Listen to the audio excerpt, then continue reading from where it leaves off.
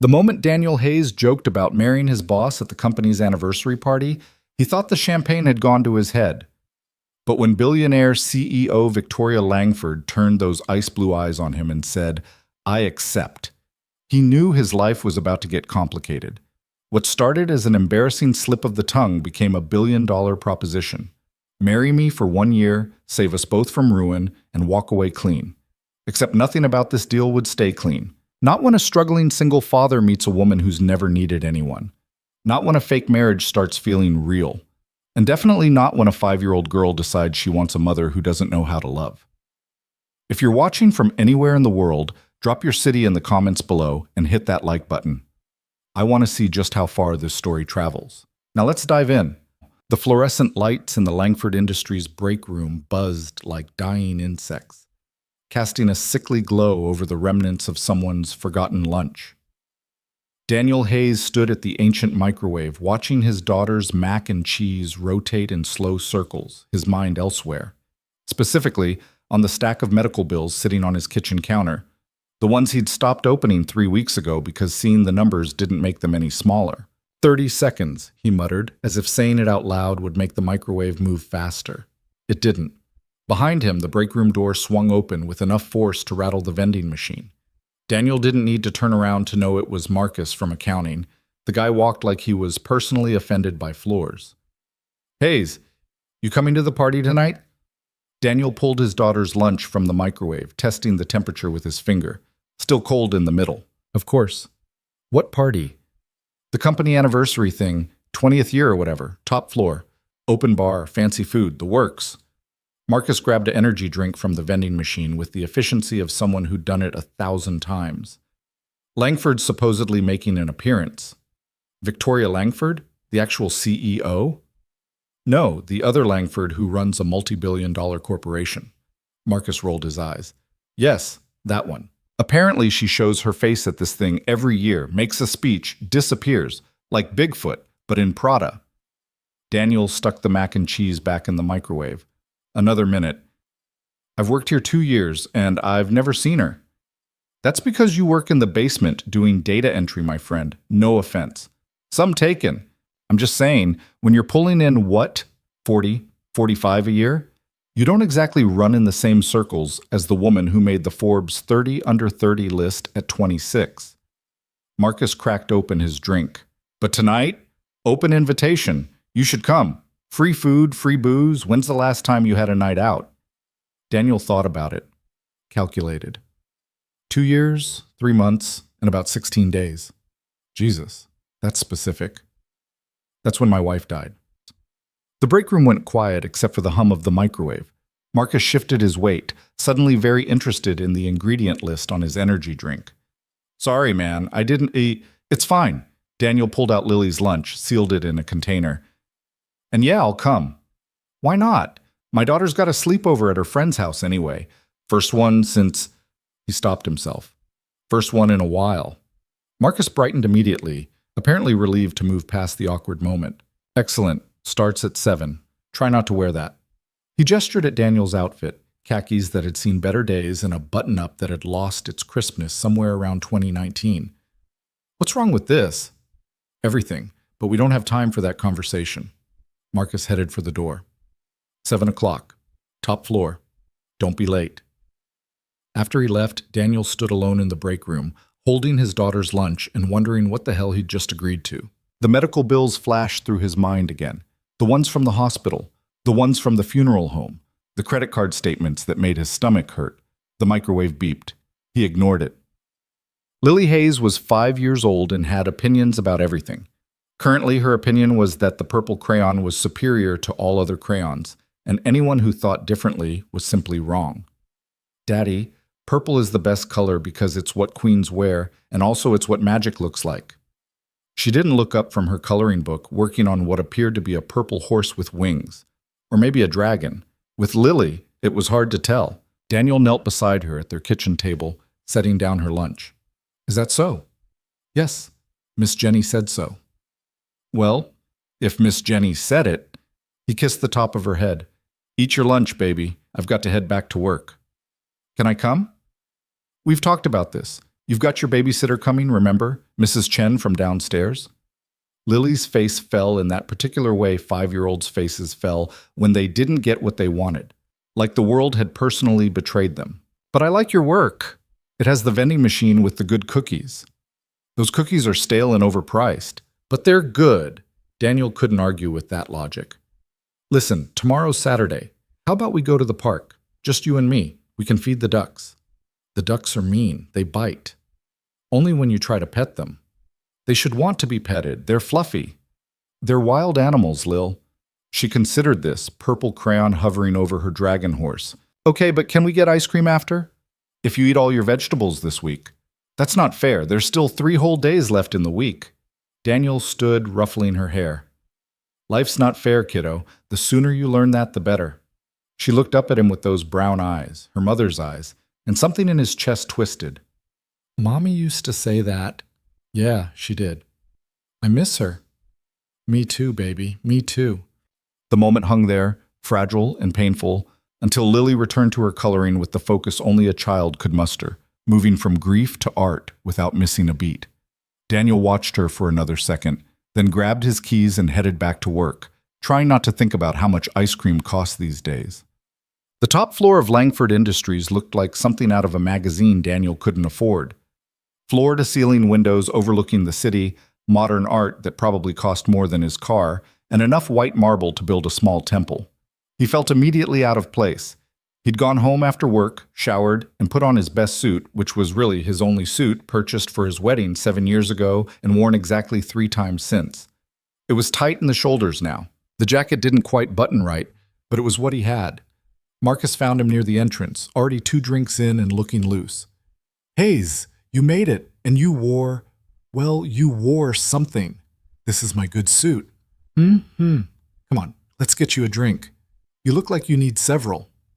The party was already in full swing, what felt like half the company packed into the space, all drinking champagne they didn't pay for and eating food with names Daniel couldn't pronounce. He recognized a few faces from his floor, but most of these people were strangers. The ones who worked in offices with doors. The ones who wore suits that actually fit. Marcus thrust a glass into his hand. Champagne, fancy stuff, probably costs more than your monthly rent. That's not hard to do. Daniel took a sip. It tasted like expensive bubbles. So where's the famous CEO? Haven't seen her yet. She usually shows up around 8, does her thing, leaves. Woman's got a schedule tighter than everyone. A voice cut through the crowd, smooth and commanding. If I could have your attention. The room shifted. Conversations died mid-sentence. People turned toward the front of the room where a small stage had been set up, usually reserved for presentations that put half the audience to sleep. But nobody was sleeping now.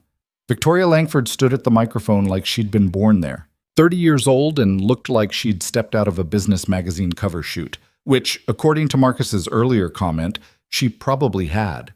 Dark hair pulled back in a way that was both severe and elegant. A black dress that probably cost more than Daniel's car, fitted perfectly, no jewelry except a watch that gleamed under the lights. And those eyes, ice blue, sharp enough to cut. 20 years, she said, and the room went absolutely silent. When my father started this company 2 decades ago, he had 12 employees and a dream that most people called foolish. Today, we employ over 1,500 people across 6 states and generate revenue that puts us in the top tier of our industry. That's not luck. That's you. Polite applause. She waited it out.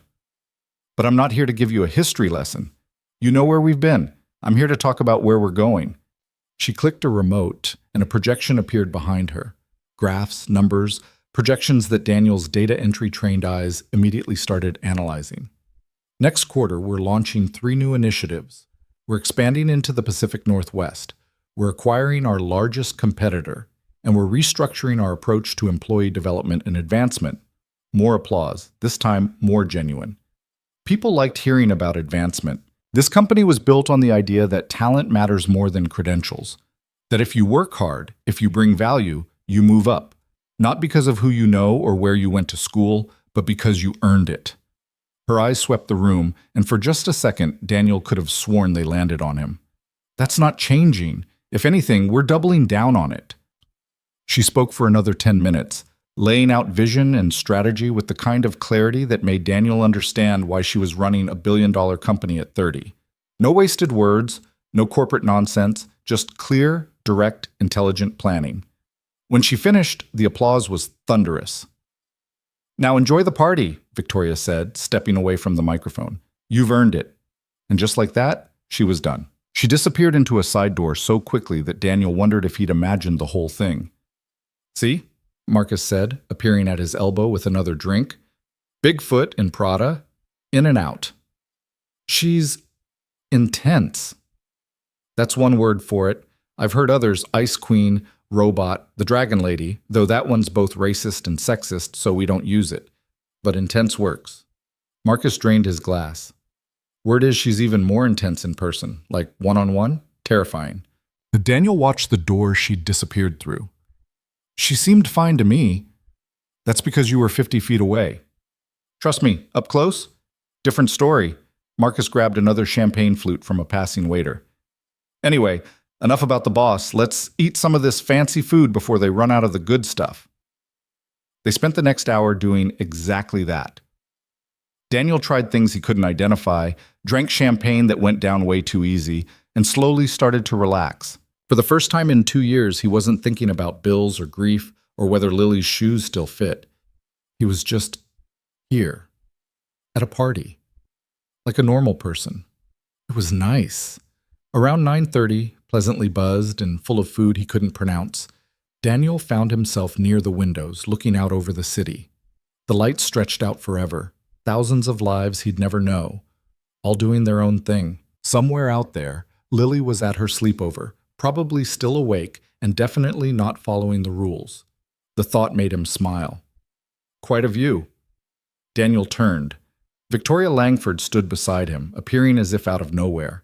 Up close, she was somehow both more and less intimidating. More because those eyes were even sharper in person. Less because she was maybe 5'6" in heels and had the kind of fine bone structure that made her look almost fragile. She wasn't fragile. He knew that much. "Yeah," Daniel managed, his champagne-loosened tongue suddenly remembering how to be nervous. "It's amazing. I don't usually get to see the city from this angle." "You work in the basement." It wasn't a question. Daniel blinked. "How did you—" "I know everyone who works for me. Names, departments, hire dates." She took a sip from her own glass. Water, not champagne. "Daniel Hayes, data analysis, 2 years, 4 months, bachelor's degree in economics from a state school. Previously worked at—" She paused, accessing some mental file. 3 different companies in 4 years. Reference letters were excellent, but your resume showed instability." "My wife was sick." The words came out harder than he intended. "We moved for her treatments." Something flickered across Victoria's face. Not quite sympathy, but something close to it. "I'm sorry. That must have been difficult." "It was." Daniel took a long drink. "But we managed, until we didn't." They stood in silence for a moment, looking out at the city. Daniel had no idea what to say to this woman. She was his boss's boss's boss, probably several more bosses up the chain. He should make small talk, ask about the company, say something intelligent about the projections she'd shown. Instead, his champagne-addled brain said, "So when are you getting married?" Victoria turned to look at him, one eyebrow raised. "Excuse me?" "Sorry, that was... I heard some people talking earlier about how you're 30 and running a company and still single, like that's some kind of scandal. Which is stupid. I just wondered if there was..." He trailed off, realizing he was making it worse. "Never mind. That was inappropriate." "It was," Victoria agreed. "But not wrong. There is pressure. My family has expectations. The board has concerns about optics. Apparently, a single female CEO is either too focused on work to maintain relationships or too distracted by her personal life to run a company effectively. I can't win." "That's ridiculous, but that's business." She took another sip of water. "But to answer your question, no. I'm not getting married. I don't have time for dating, much less a relationship. And most men are intimidated by successful women anyway." "Their loss." The corner of her mouth twitched, almost a smile. "Perhaps." Daniel felt emboldened by champagne and the surprising normality of this conversation. I mean, if you need a husband for optics or whatever, I'm available. Single father, stable job, decent credit score. Well, it was decent before the medical bills. I can cook. I know how to fold fitted sheets. I'm great at weddings. He was joking. Obviously. The kind of joke you make when you're tipsy and talking to someone you'll never talk to again. Victoria didn't laugh. Instead, she turned to face him fully, those ice blue eyes studying him with an intensity that made the champagne buzz evaporate. Are you serious? What? No, I was kidding. Obviously. I mean, we don't even know each other. But you need money. Not a question, a statement. Medical bills from your wife's illness, credit card debt. You're working a job you're overqualified for because it has good health insurance for your daughter. You drive a 12-year-old Honda with a check engine light you're ignoring. You're 2 months behind on rent. Daniel felt his face go cold. How do you know all that? I told you. I know everyone who works for me. She set her water glass down on a nearby table. And I need a husband. Not for love or companionship. I don't have time for either. But my father's will stipulates that I must be married by my 31st birthday to maintain controlling interest in this company. Otherwise, it goes to my uncle, who will run it into the ground within 5 years. That's insane. That's my father. He believed women needed to be settled to be serious. He was wrong about many things. She crossed her arms, a gesture that somehow made her look more formidable despite her small frame. I have 6 months. I've considered options. None of them work. But you're intelligent, clearly desperate, and just made a joke that could be interpreted as a proposal. I'm not asking you to love me, Mr. Hayes. I'm asking you to marry me, legally, for 1 year. In exchange, I'll pay off every debt you have, set up a trust fund for your daughter's education, and give you a salary of $200,000. After the year is up, we divorce quietly. You get a severance package, and we both move on with our lives. Daniel stared at her. The city lights blurred behind her. The party noise faded to white noise. This couldn't be real. People didn't actually do this. This was movie nonsense, romance novel nonsense. You're serious. I don't joke about business, Mr. Hayes. And this is business. She pulled a card from somewhere, he didn't see where, and held it out. Think about it. You have 48 hours. After that, I'll find someone else. Daniel took the card without thinking. Heavy stock, embossed lettering, a phone number, and nothing else. I have a daughter, he said weakly. I know, Lily, 5 years old, attends Brookside Elementary, favorite color is purple. Victoria turned to leave, then paused. I like children, Mr. Hayes. I'm simply not around them often. That wouldn't be a problem. And then she was gone, disappeared back into the crowd like she'd never been there at all. Daniel stood alone by the windows, holding a business card that felt like it weighed 1,000 pounds, and wondered if he'd just had the strangest conversation of his life, or if he'd somehow imagined the whole thing. His phone buzzed, a text from Mrs. Chen. Lily's friend's mom says sleepover going great. Don't worry. He looked at the card, at the number, at the city stretching out before him, full of lights and lives and possibilities he couldn't afford. Jesus, he whispered to no one. Then he went to find Marcus and drink enough champagne to make this night make sense. It didn't work. The next morning arrived with a hangover and a 5-year-old who had apparently consumed her body weight in sugar at the sleepover. Daddy, we stayed up until midnight and watched 2 movies and ate pizza and cupcakes, and Sarah's mom let us paint our nails, and look! Lily thrust her hands in Daniel's face, showing off purple glitter nail polish that was already chipping. Isn't it beautiful? It's very purple, Daniel managed, squinting against the sunlight that felt personally aggressive. Baby, can you maybe use your inside voice? This is my inside voice. It was not. He made it through breakfast, cereal for her, coffee for him, and the promised trip to the park, where Lily did indeed try to pet the ducks, and did indeed almost get bitten. By the time they got home, it was early afternoon and Daniel's head was finally starting to clear. The business card sat on his kitchen counter, where he'd left it last night. He'd looked up Victoria Langford after getting home, read articles, watched interviews, learned that she'd taken over the company at 27 when her father died suddenly. that she'd doubled revenue in 3 years, that she was known for being brilliant, ruthless, and completely uninterested in her personal life. She wasn't lying about her father's will. He found the court documents online. Public record. The old man really had put that stipulation in there. Married by 31 or lose everything. It was medieval, sexist, absolutely insane. And it was real. Daddy, why do you keep staring at that card? Daniel looked down. Lily had appeared at his elbow, still wearing her Duck Park clothes, paint stains and all. It's just something from work, baby. Is it important? I don't know yet. She considered this with the seriousness only children could muster. Well, when you figure it out, can we have ice cream? You promised if I ate my vegetables. It's only been 1 day. I had carrots at Sarah's house. That counts. That absolutely does not count. Does too. Lily. Fine. But can I watch my show? Daniel nodded, and she scampered off to the living room, immediately absorbed in whatever cartoon was currently occupying her attention span. He listened to the familiar theme song, the sound of his daughter's laughter, and thought about the impossible offer. $200,000. All his debts paid. Lily's education secured. 1 year of his life pretending to be married to a woman who probably didn't even like him.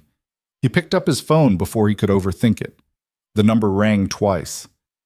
Mr. Hayes, Victoria's voice, crisp and professional even on a Saturday. I was wondering if you'd call. I have questions. Of course you do. Meet me tomorrow, 2 o'clock. There's a coffee shop on 5th and Morrison. Do you know it? I can find it. Good. Come prepared to negotiate. And Mr. Hayes? Yeah? Bring your questions. All of them. This is a contract, and I don't do business with people who don't understand the terms. She hung up. Daniel stood in his kitchen, listening to his daughter laugh at cartoons, and wondered what the hell he was about to do. The answer, he suspected, was something either very smart or incredibly stupid.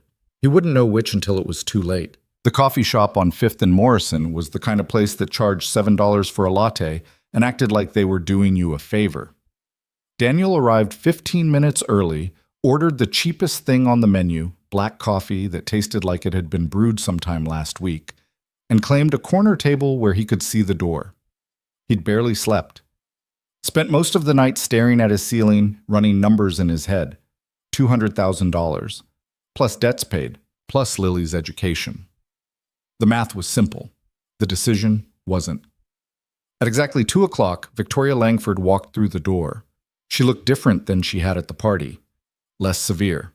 Dark jeans that probably cost more than his rent, a cream-colored sweater, hair down around her shoulders instead of pulled back. She could have been anyone. Just another woman grabbing weekend coffee. Except for those eyes. Still sharp. Still analyzing everything. She spotted him immediately, ordered something complicated at the counter, and joined him at the table with a cup that smelled like cinnamon and expensive choices. Mr. Hayes? Daniel, if we're going to talk about getting married, you should probably use my first name. The corner of her mouth twitched. Fair enough, Daniel. She took a sip of her coffee, watching him over the rim. You have questions? About 1,000. Start with the most important. Daniel pulled out the notebook he'd brought. Old habit from his college days, writing things down to make them real. Why me? You could hire anyone, get some actor, pay him to play the part. Why offer this to a random guy at a company party? Because actors talk. They have agents, publicists, careers that depend on exposure. This needs to be airtight. No leaks, no drama, no risk. She set down her cup. You, on the other hand, are desperate, intelligent, and have no connections to media or social circles that matter. You're also honest. Your financial situation is dire, but you haven't embezzled, stolen, or done anything illegal to fix it. That shows character. Or stupidity. Sometimes they're the same thing. She pulled out her own notebook. Leather-bound, expensive, organized. You need money. I need a husband. It's a transaction. Clean, simple, mutually beneficial. Except it's marriage. That's not simple. It is if we make it simple. She flipped open her notebook, revealing pages of neat handwriting. I've drafted a preliminary contract. We'll have lawyers finalize it, but here are the basics. We marry legally. You and your daughter move into my home. It's large enough that we'd rarely see each other. We maintain separate lives. You continue working at Langford Industries, though I'd move you to a position more suited to your actual skills. What position? Financial analysis, strategy development. You have an economics degree you're wasting on data entry. Use it. Daniel blinked. You'd promote me. I'd utilize you properly. There's a difference. She continued reading. We appear together at necessary public events, family gatherings, company functions, anywhere the marriage needs to be visible. Otherwise, your time is your own. After 1 year, we divorce. I maintain control of the company. You walk away with enough money to start over properly. And Lily? Victoria's expression shifted slightly. Not quite soft, but something close. Your daughter would be provided for. Private school if you want it, extracurriculars, healthcare, anything she needs. The trust fund I mentioned covers undergraduate and graduate education at any institution she chooses. That's non-negotiable. She gets it regardless of how this arrangement ends. Daniel's throat felt tight. That's incredibly generous. It's fair, she didn't ask for any of this. Neither did you, really. Victoria closed her notebook. I won't pretend to be her mother. I don't know how to be anyone's mother, but I won't mistreat her either. I'm not cruel, Daniel, just practical. He believed her, which was somehow worse than if she'd been lying. What about dating? The question came out before he could stop it. I mean, during the year, are we allowed to see other people? No. The answer was immediate, firm. Absolutely not. If this gets out, if anyone discovers the arrangement, everything falls apart. The board would remove me. My uncle would take over. Everything I've built would be gone. So no dating, no affairs, no romantic entanglements of any kind. We maintain the appearance of a real marriage, which means fidelity, at least publicly. That seems extreme. That's reality. One photograph of either of us with someone else, one overheard conversation, one bitter ex going to the press. It's over. We have to be airtight. She leaned forward. I'm not asking you to love me, Daniel. I'm not even asking you to like me, but I am asking you to commit, fully, for 1 year. Can you do that? Daniel thought about Lily's worn-out shoes, the eviction notice he'd gotten last month, the phone calls from collection agencies he'd stopped answering. Yeah, he said. I can do that. Good. Then let's discuss specifics. They spent the next 2 hours going through details that made Daniel's head spin. Living arrangements. She had a house in the suburbs, old money architecture, enough space that they could maintain separate wings. Financial logistics, a joint account for household expenses, separate accounts for personal use. Public appearances, roughly 1 per month, more during busy social seasons. Lily's schooling, Victoria knew of a private elementary school nearby with an excellent program and, surprisingly, a scholarship fund she personally contributed to. You give money to schools? I give money to a lot of things. Education, women's shelters, medical research. I'm wealthy, Daniel, obscenely so. It would be immoral not to use it for something beyond myself. He hadn't expected that, hadn't expected her to be anything other than the ice queen Marcus had described. But here she was talking about scholarship funds and women's shelters like it was normal, like she actually cared. What happened to your parents? The question slipped out, too personal. He waited for her to shut it down. Instead, she took a long sip of her coffee. My mother left when I was 8, decided she didn't want to be married to a man who loved his company more than his family. Can't say I blame her. My father raised me alone, taught me everything about business, nothing about being human. He died 3 years ago, heart attack in his office. Very efficient of him. I'm sorry. Don't be. We weren't close. He respected me, maybe even admired me professionally. But love? She shrugged. That wasn't his strong suit, or mine, apparently. Daniel traced the rim of his coffee cup. My wife, Sarah, she was the opposite. All heart, very little head. Drove me crazy sometimes. She'd give money to every charity that called, adopt every stray animal, bring home strangers who needed help. Our apartment was always full of people I didn't know. Sounds chaotic. It was. But it was good. She made everything feel bigger, more important. He swallowed. When she got sick, she kept trying to give. Even when she couldn't get out of bed, she'd knit blankets for the other cancer patients. Made me promise I'd donate her organs, Anything they could use. She died trying to help people. Victoria was quiet for a moment. She sounds like she was a good person. The best. Daniel looked up. Which is why I need to know, are you going to use this against me? The grief, the desperation. Are you going to hold it over my head? No, Victoria's voice was firm. This is a contract, not blackmail. You're entering this of your own free will. If at any point you want out, we dissolve it. You won't get the full amount, but you'll get enough to stabilize. I'm not interested in trapping you, Daniel. I need a partner, not a prisoner. Okay? He nodded slowly. Okay. I have one more question. Go ahead. What happens if we can't stand each other?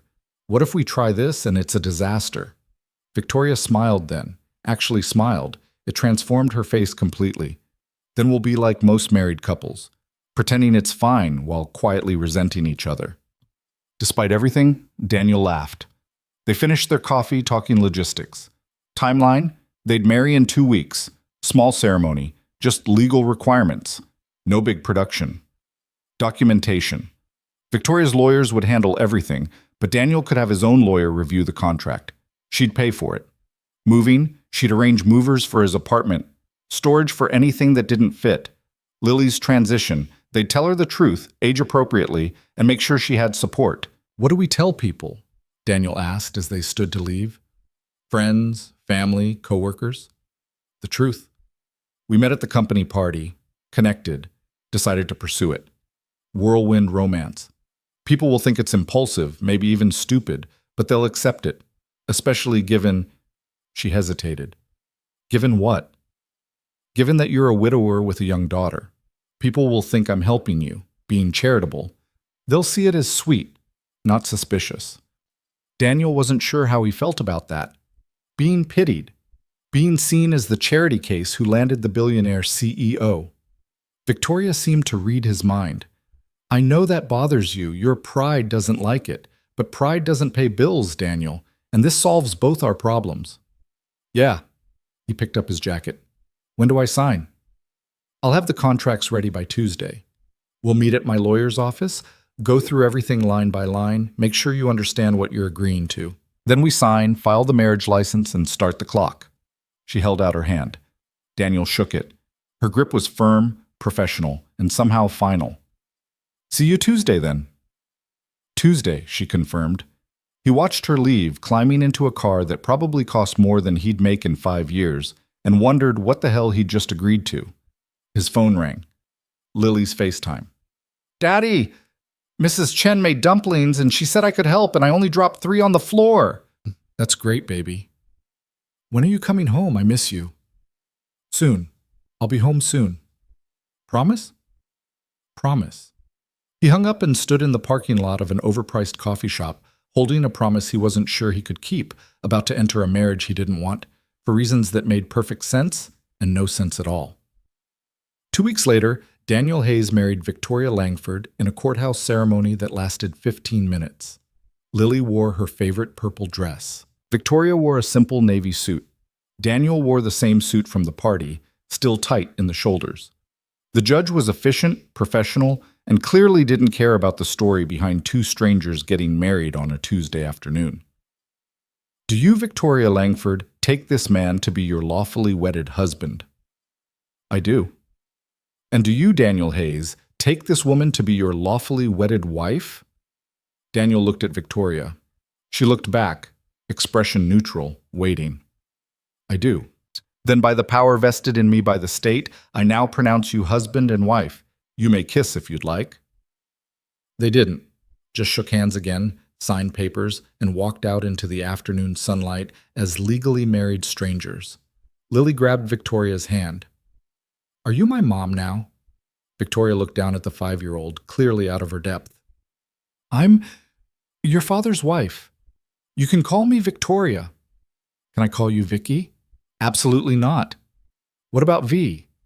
Also no. Victoria's a long name. It's 3 syllables. You'll manage. Lily considered this, then seemed to accept it. Okay. But can we get ice cream? Daddy said if I was good at the wedding, we could get ice cream. Daniel hadn't said that. Lily was negotiating. Already. Victoria surprised him by saying, "Yes, ice cream sounds acceptable." They went to a shop nearby. Lily got chocolate with sprinkles. Daniel got vanilla. Victoria ordered nothing, just sat at the small table watching Lily attack her cone with the intensity only children brought to sugar. "She's energetic," Victoria observed. "That's putting it mildly." "Do you regret it, having a child so young?" Daniel looked at his daughter, chocolate already on her face. "Never. Not once. She's the best thing I ever did." "Even with everything you've lost?" "Especially because of it." He grabbed a napkin, wiped Lily's face despite her protests. "Sarah and I had her when we were 26, young, broke, terrified. But Lily made everything worth it. Every hard moment. Every sacrifice. She's my whole world." Victoria watched them with an expression Daniel couldn't read. Not quite longing, but something adjacent to it. Like she was seeing something she'd never considered wanting. "I never thought about children," she said quietly. "My father always said they were a distraction, that successful women had to choose, career or family, never both." "Your father was wrong about a lot of things." "Yes, he was." They finished their ice cream in comfortable silence. Lily chattered about her new school. She'd start Monday, already excited about the art program Victoria had mentioned. The uniform, purple plaid, had sealed the deal. Afterward, they drove to Victoria's house. Daniel's apartment had been packed up yesterday, his few belongings already moved. This was it, the new life. The house was exactly what he'd expected. Old money architecture, perfectly maintained, the kind of place that appeared in magazines about successful people. Large yard, tall windows, a driveway that could fit 6 cars. It was beautiful. It was also completely intimidating. "The West Wing is yours," Victoria said, leading them inside. 3 bedrooms, 2 bathrooms, sitting room. Lily's room is already set up. I had decorators work from photos of her old room. If she doesn't like it, we can change it. They walked through hallways that echoed, past rooms full of furniture that looked expensive and uncomfortable. Everything was pristine. Perfect. Nothing was out of place. Then they reached Lily's room. It was purple. Floor to ceiling, every shade imaginable. Purple walls, purple curtains, purple bedding covered in stars. Her toys were already arranged, her books on shelves, her stuffed animals lined up on the bed. It looked like her old room, but better. Bigger. More. "You did this?" Daniel asked. "I hired people who did this. I just provided the specifications." Victoria knelt down to Lily's level. "Do you like it?" Lily's eyes were huge. "It's the most beautiful room in the whole world." "Good. It's yours. There's also a playroom down the hall, and the backyard has a swing set. Your father mentioned you like swinging." "You got a swing set?" "I had one installed, yes." Lily launched herself at Victoria in a hug that nearly knocked her over. Victoria froze, clearly not expecting it, arms awkwardly hovering before she finally, carefully, returned the embrace. "Thank you, thank you, thank you." "You're welcome." Lily released her and immediately ran to explore, leaving the 2 adults alone. "You didn't have to do all this," Daniel said. "I know, but she's 5 and her life just got upended. The least I could do was make her room nice." Victoria stood, brushing off her pants. "Your room is next door. Same setup. Bedroom, bathroom, sitting area. There's an office down the hall if you need workspace. Kitchen is communal, though I'm rarely home for meals. The housekeeper, Mrs. Kim, comes 3 times a week. She cooks if you want, or you can use the kitchen yourself." "Housekeeper, right. Of course you have a housekeeper." "I have several staff members. You'll meet them. They're all discreet and well compensated. They won't question the arrangement." She checked her watch. "I have a conference call in 20 minutes. Will you be all right settling in?" "Yeah, we'll be fine." Victoria nodded, started to leave, then paused. "Daniel?" "Yeah?" "Thank you for doing this." Before he could respond, she was gone. Daniel stood in the hallway of a mansion he now apparently lived in, listening to his daughter squeal over purple walls, and tried to process the fact that he was married to a woman he'd known for 2 weeks. The first few days were strange. Daniel woke up in a bed too comfortable, in a room too large, in a house too quiet. Victoria left early every morning. He'd hear her car before sunrise, and returned late. They'd pass each other in hallways, exchange polite greetings, and retreat to their separate lives. Lily adjusted faster than he did. The new school, the new room, the new everything. She took it all in stride, made friends immediately, came home chattering about art class and the library and how her teacher, Miss Roberts, was the nicest person ever. Daniel started his new position Monday. Financial analysis for the strategy development team. It was exactly what he should have been doing all along. Complex problems, real challenges, using his brain for more than data entry. His new boss, a sharp woman named Patricia Chen, took one look at his first week's work and said, "Where the hell have they been hiding you?" Basement. Data entry. Criminal. You're wasted there. What's your background? Economics degree. 3 years at Mercer doing market analysis before, he hesitated. Before life happened? Patricia finished. Yeah, I read your file. I'm sorry about your wife, but I'm glad you're here now. You're good at this. The work helped. Gave him something to focus on besides the weird limbo of his personal life. He'd come home, help Lily with homework, make dinner in a kitchen 3 times the size of his old apartment, and try not to think about the fact that his wife was a stranger who lived down the hall. The first public appearance came 2 weeks after the wedding. A charity gala, black tie, the kind of event Daniel had only seen in movies. Victoria sent a tailor to the house, got him fitted for a proper tux. Sent a stylist for Lily, who was invited because the event was family-friendly. Do I have to wear a dress? Lily asked, eyeing the options the stylist laid out. You can wear whatever you want, the stylist said. Dress, pants, suit, what makes you comfortable? Lily pointed to a purple velvet suit jacket with matching pants. That. Excellent choice. The night of the gala, Daniel barely recognized his daughter. She looked older, more polished, hair done up in a style that Sarah would have loved. He felt a pang of grief so sharp it nearly took his breath away. You okay? Victoria appeared in his doorway wearing a floor-length silver gown that probably cost more than his car. Her hair was up, makeup minimal, but perfect. She looked like she'd stepped out of a magazine. Yeah, Sarah would have loved seeing Lily dressed up like this. Victoria's expression softened. I'm sure she would have. She checked her watch. Car's here. Ready? As I'll ever be. The gala was overwhelming. Hundreds of people, all rich, all connected, all watching as Victoria introduced her new husband and stepdaughter. Daniel shook more hands than he could count, smiled until his face hurt, and tried not to feel like a fraud. Lily, predictably, charmed everyone. Talked about her new school, her purple room, how Victoria had gotten her a swing set. People ate it up. The widower father, the generous stepmother, the adorable child. It was a perfect story. They're buying it, Daniel muttered to Victoria during a rare moment alone. Of course they are. It's a good story. And you're selling it well. I feel like a liar. You're married to me. You live in my house. You're raising your daughter with my support. None of that is a lie. The reasons might be unconventional, but the facts are real. She took his hand, first time she'd touched him voluntarily since the courthouse. Just get through tonight. You're doing fine. Her hand was warm, smaller than Sarah's had been. He squeezed it once, surprised when she squeezed back. They made it through the evening. Lily fell asleep in the car on the way home. Daniel carried her upstairs, got her changed into pajamas, tucked her into the purple bed she already loved. Did I do good tonight? She mumbled, half asleep. You did great, baby. I like Victoria. She's nice. Yeah? Yeah. She doesn't treat me like I'm little. She talks to me like I'm real. Daniel kissed her forehead. Get some sleep. Love you, Daddy. Love you too. He found Victoria in the kitchen, heels off, dress still on, making tea. She looked tired, more human than he'd seen her. Want some? She offered. Sure. They sat at the kitchen island, drinking tea in silence. Outside, the yard was dark except for landscape lighting.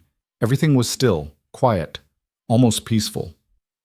Lily says you're nice, Daniel said. I'm not particularly. She thinks you are. Says you don't treat her like she's little. Because she's not. She's intelligent, articulate, and capable of actual conversation. Why would I talk down to her? Victoria took a sip of tea. Besides, I like her. She's honest. Most adults I meet are performing all the time. Lily just is. That's kids for you. I suppose. Victoria set down her cup. You did well tonight. I know that wasn't easy. Thanks. You too. Very convincing billionaire wife. I am a billionaire wife. No convincing required. Fair point. They finished their tea. Victoria rinsed the cups, efficient even in her exhaustion. Good night, Daniel. Good night, Victoria. He watched her leave, silver gown trailing behind her, and realized that for the first time since this started, he didn't feel quite so much like a stranger in this house. It was progress. Small, but real.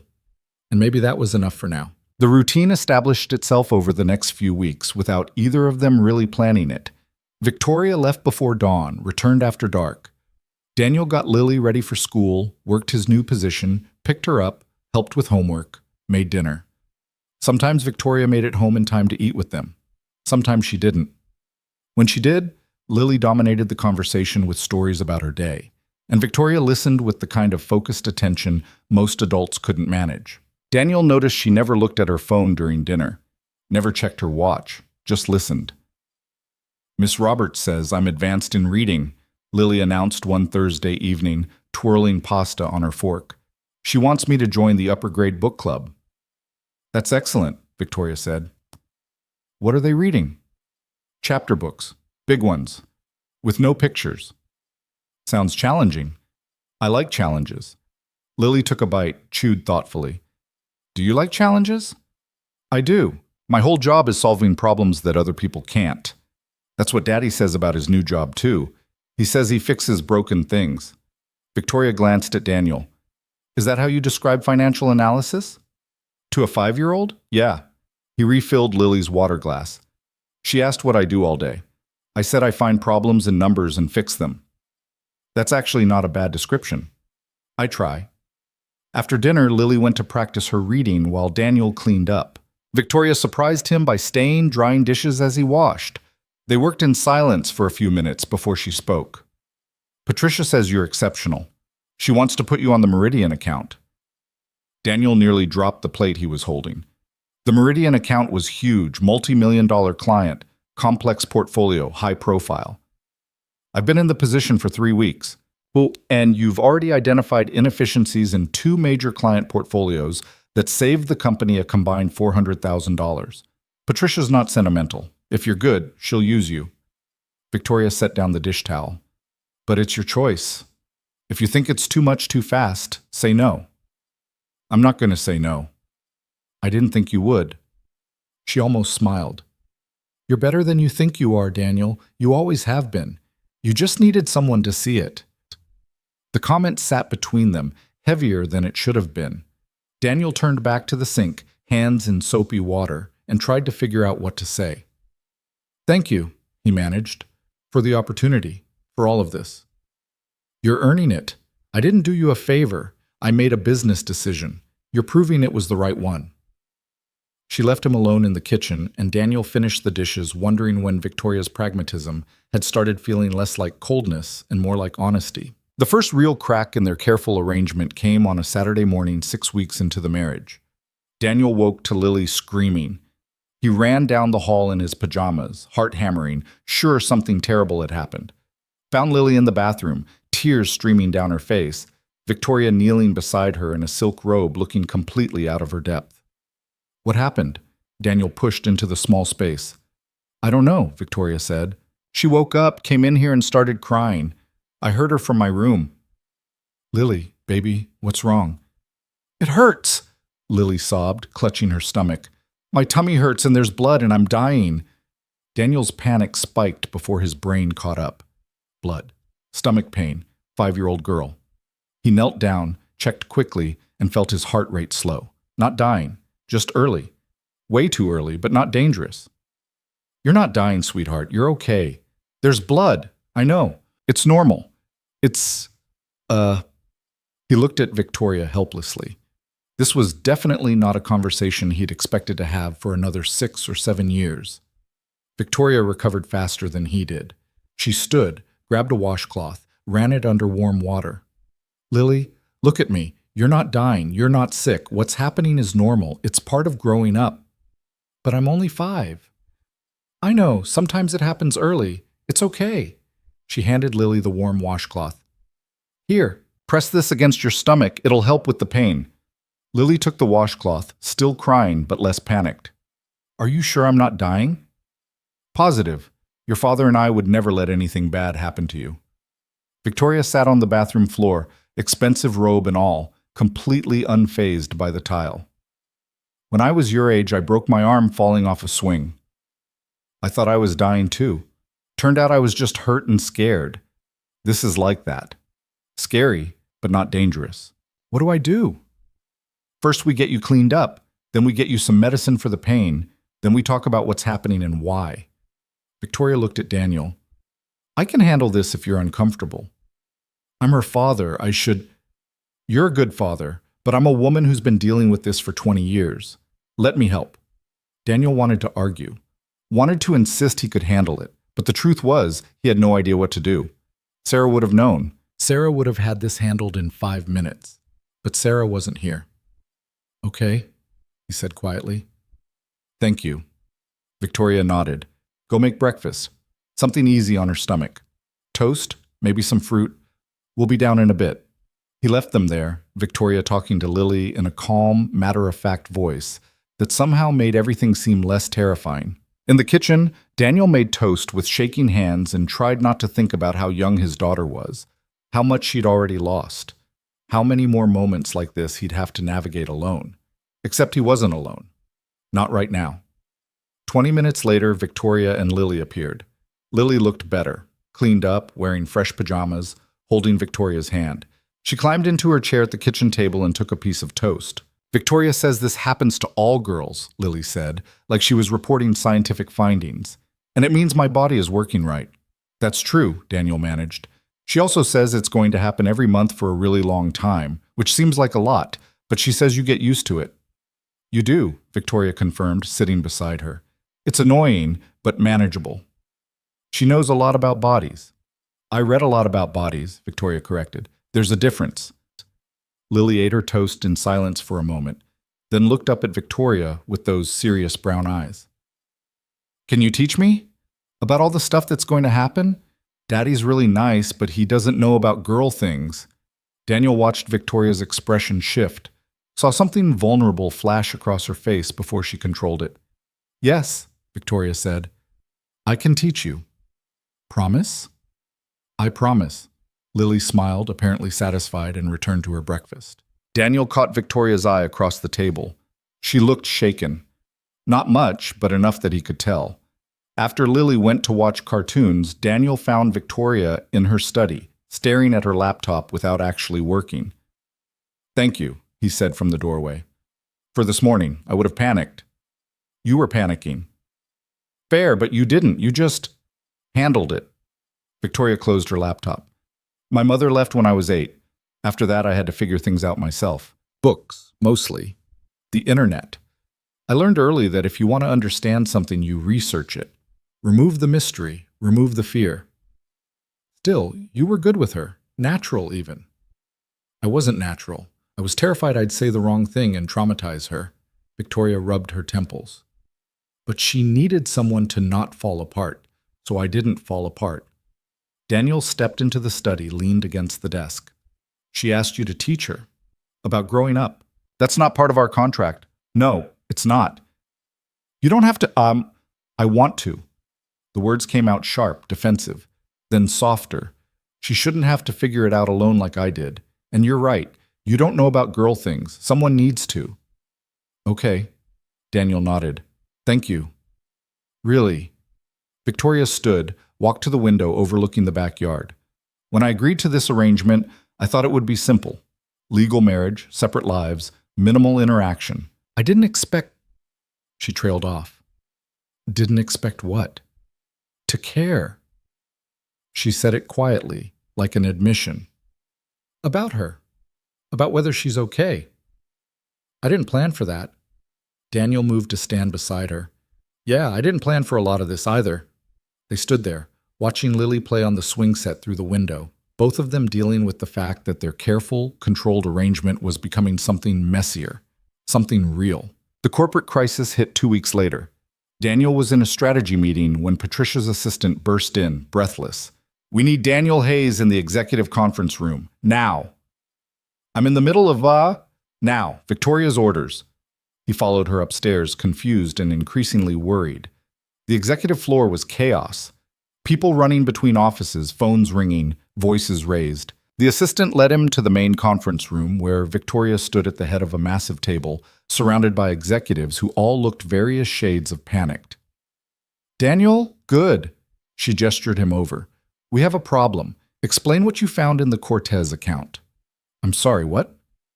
The irregularities you flagged last week. The ones you told Patricia about. Explain them to everyone here.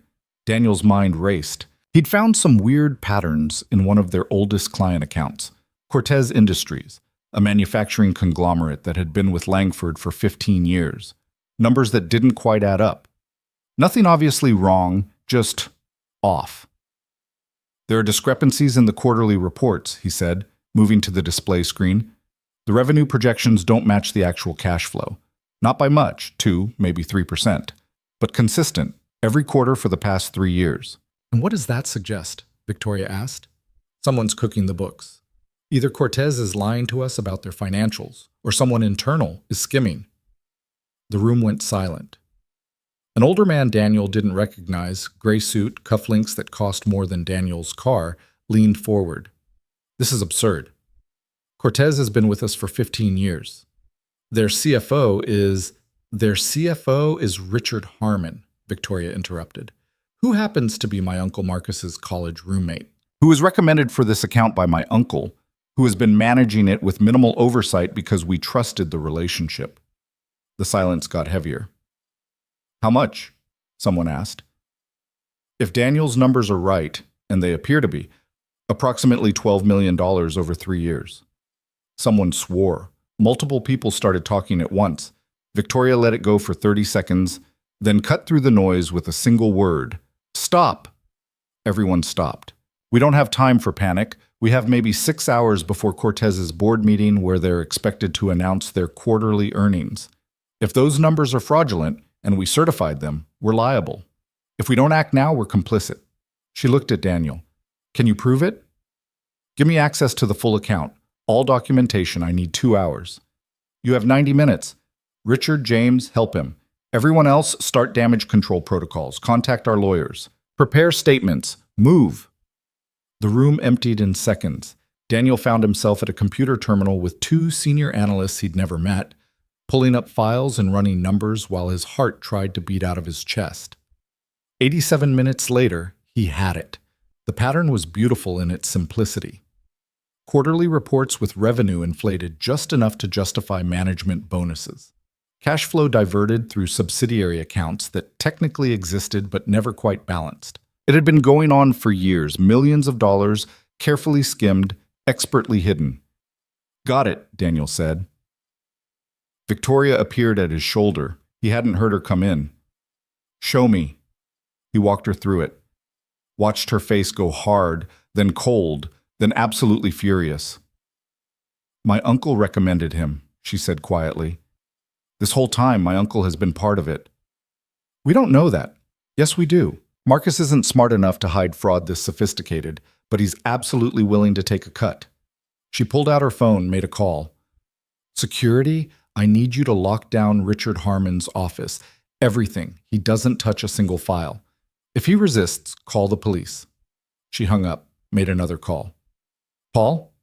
Victoria. I need you to file an emergency audit request with the SEC. Yes, tonight. Cortez Industries. Full financial review. Pause. Because we just discovered $12 million in fraud, and I'm not going down for someone else's crime. Daniel watched her work, making calls, giving orders, her voice never rising but carrying absolute authority. This was Victoria Langford in her element, not the woman who made tea in the kitchen or sat on bathroom floors comforting scared 5-year-olds. This was the CEO who'd built an empire. And she was terrifying. By midnight, the authorities were involved. By 2 a.m., arrests were being made. By dawn, it was all over the news.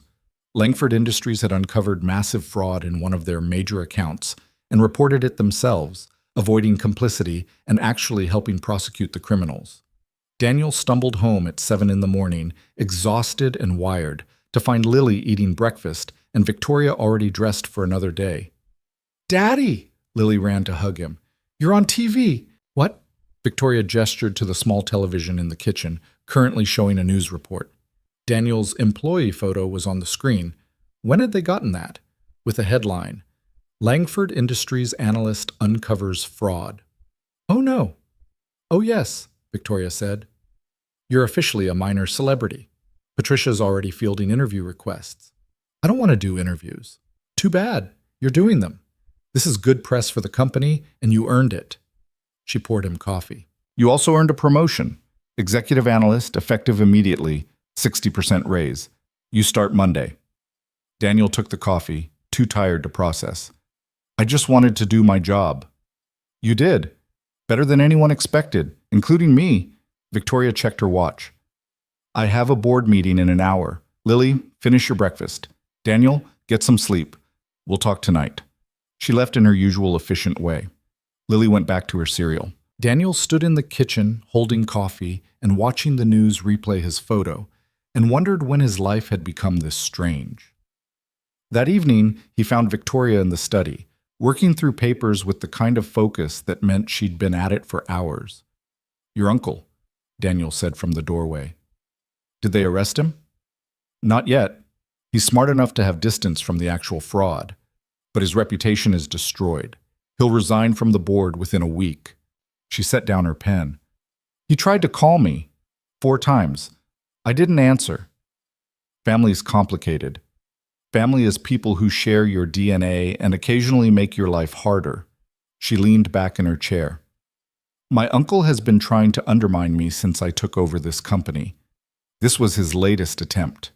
Use his old friend to siphon money, make me look incompetent, force a board vote. If you hadn't found those discrepancies, someone else would have."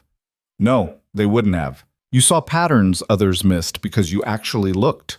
"Most people don't look, Daniel. They trust systems and processes and assume everything works.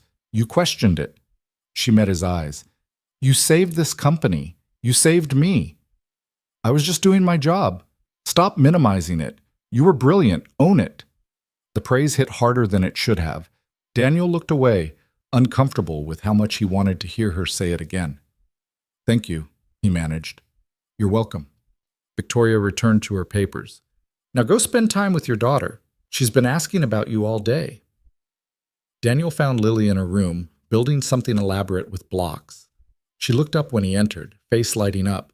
"Daddy, are you famous now?" "Definitely not famous. The TV said you were a hero."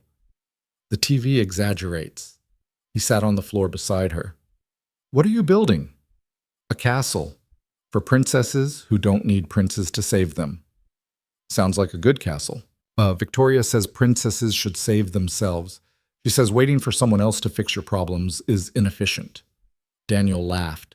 "That sounds like something she'd say." "Is she okay? She seemed sad at breakfast." "She's dealing with work stuff, adult problems." "Bad problems?"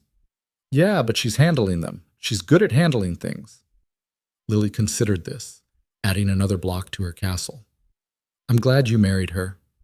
"Yeah?" "Yeah. She's different from Mommy, but that's okay." Mommy was soft and warm. Victoria is sharp. But sharp can be good too, like scissors. They cut things, but you need them. Daniel stared at his daughter, wondering when she'd gotten so wise. "You're right," he said. "Sharp can be very good."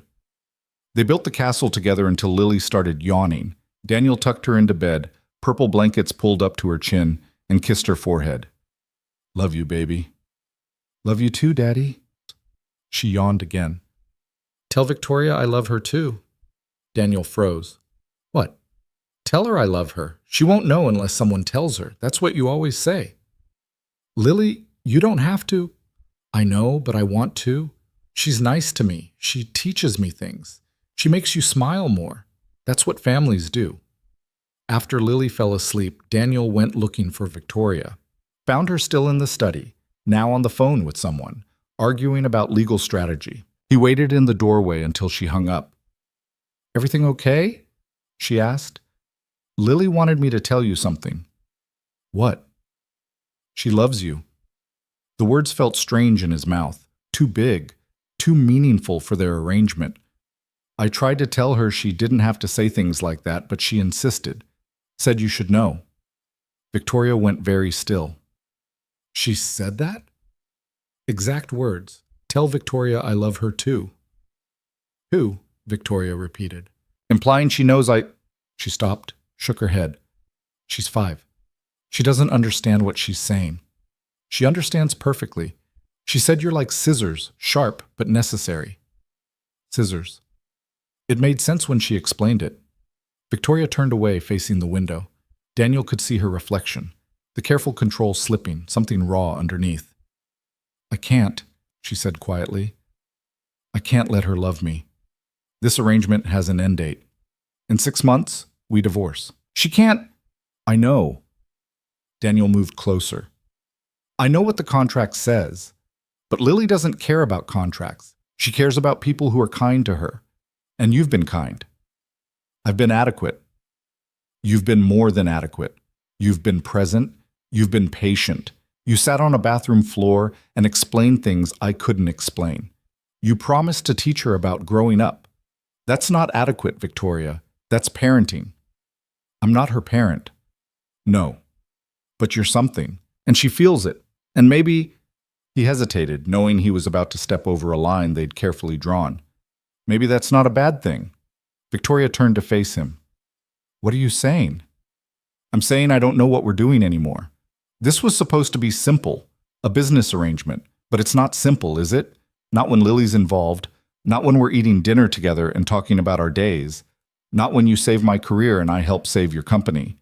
Daniel, I'm not asking for anything, he said quickly. I'm just acknowledging what's happening. We're becoming something other than what we planned.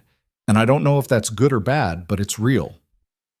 They stood there, the study quiet except for the distant hum of the house settling. Victoria looked at him with those ice-blue eyes, and Daniel saw the moment she made a decision. I don't know how to do this, she admitted. The business part, the contract, that I understand. But this?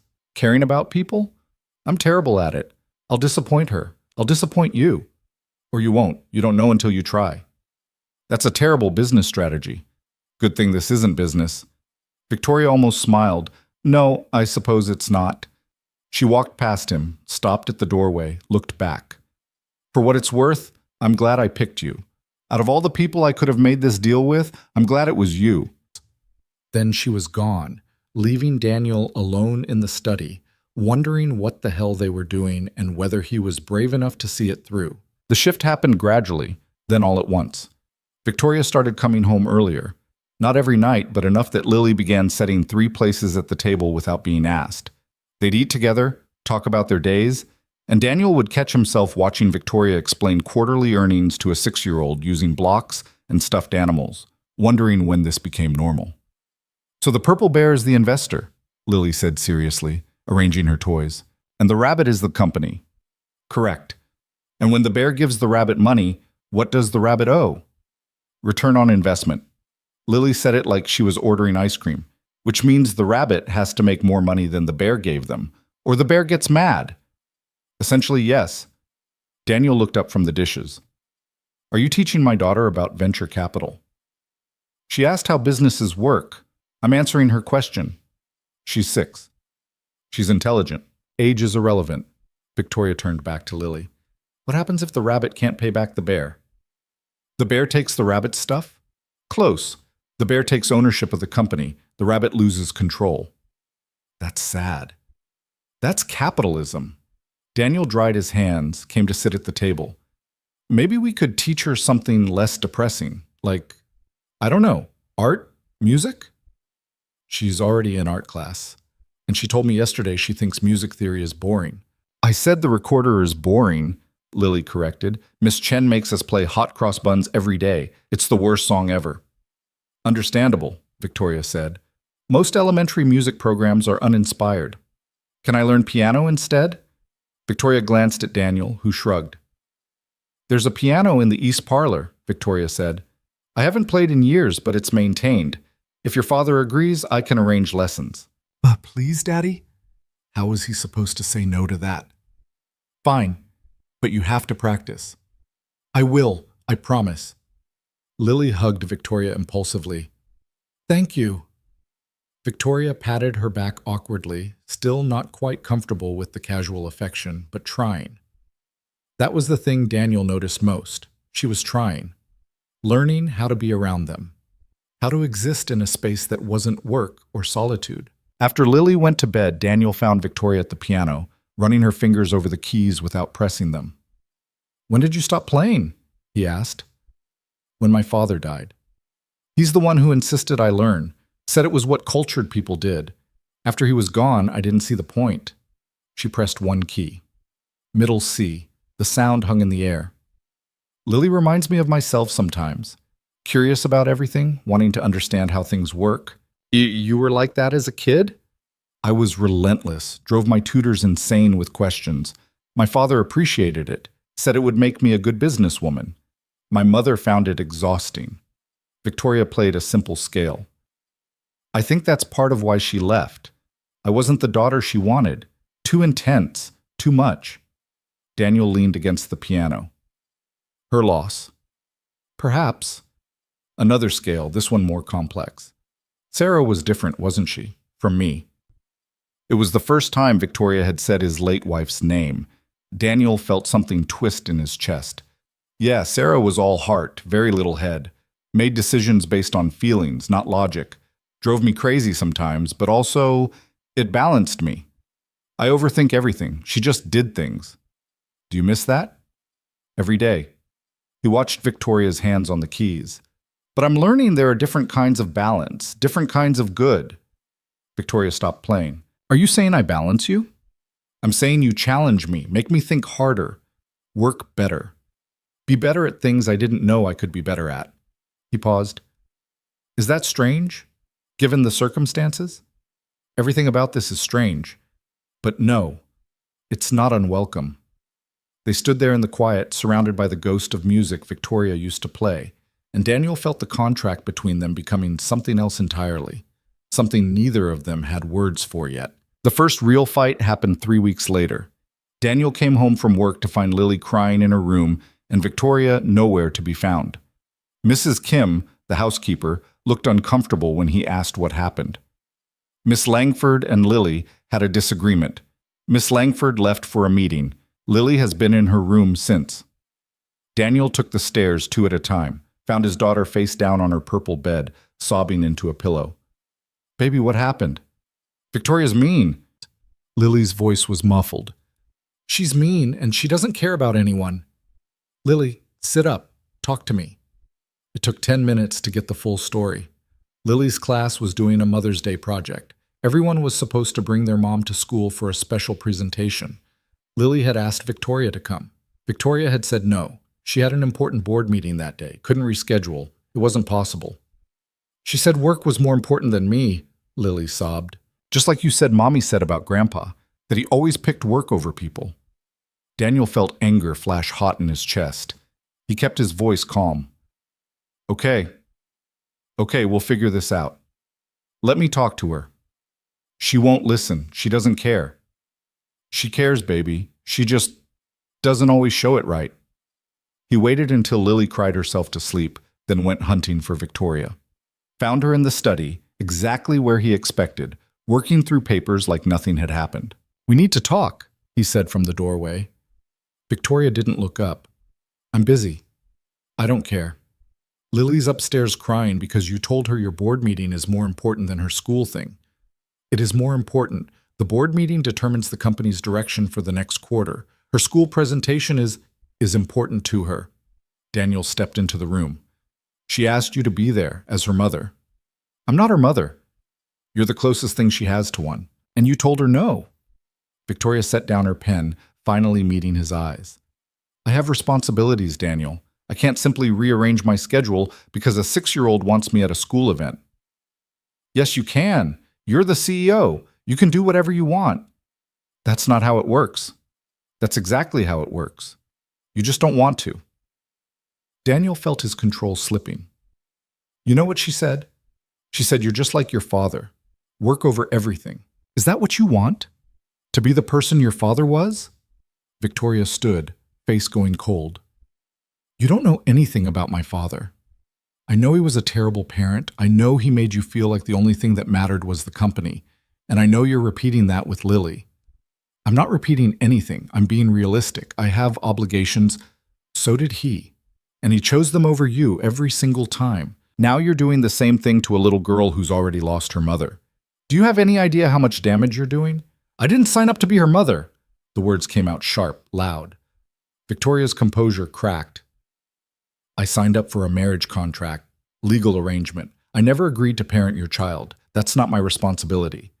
Then what are you doing? Teaching her about business? Playing with her? Promising to help her grow up? What is all of this if you're not going to show up when it matters? I show up. I provide for her. I give her everything she needs. Except yourself. That's the one thing she actually wants, and you won't give it to her. Victoria grabbed her bag, her keys. I don't have time for this. I have a meeting. Of course you do, because work is easier than feelings, easier than admitting you actually care about someone. She stopped at the door, hand on the frame. You don't understand. Then explain it to me. I can't care about her. Victoria's voice was quieter now, strained. I can't let myself care because in 4 months, this ends. We divorce. I go back to my life. And if I let myself love her, if I let her love me, it's going to destroy us both when I leave. So your solution is to hurt her now instead? My solution is to maintain boundaries, to be kind but distant, to not create attachments that will cause more pain later. That's not kindness, Victoria. That's cowardice. She flinched like he'd hit her. I have to go. And she did, leaving Daniel alone in the study, angry and hurt, and realizing they just crossed a line they couldn't uncross. He went back to check on Lily, found her still asleep, tear tracks on her cheeks, clutching a stuffed bear Victoria had bought her last month. Looking at his daughter's face, Daniel felt the full weight of what he'd done. He'd brought Lily into this arrangement, let her get attached to someone who'd made it clear from the beginning that this was temporary. The contract had seemed so simple 6 months ago. Now it felt like a bomb waiting to explode. Victoria didn't come home that night, or the next. On the 3rd day, Daniel got a text. Staying at the office, need space, tell Lily I'm sorry. He showed Lily the message. She read it carefully, then handed back the phone.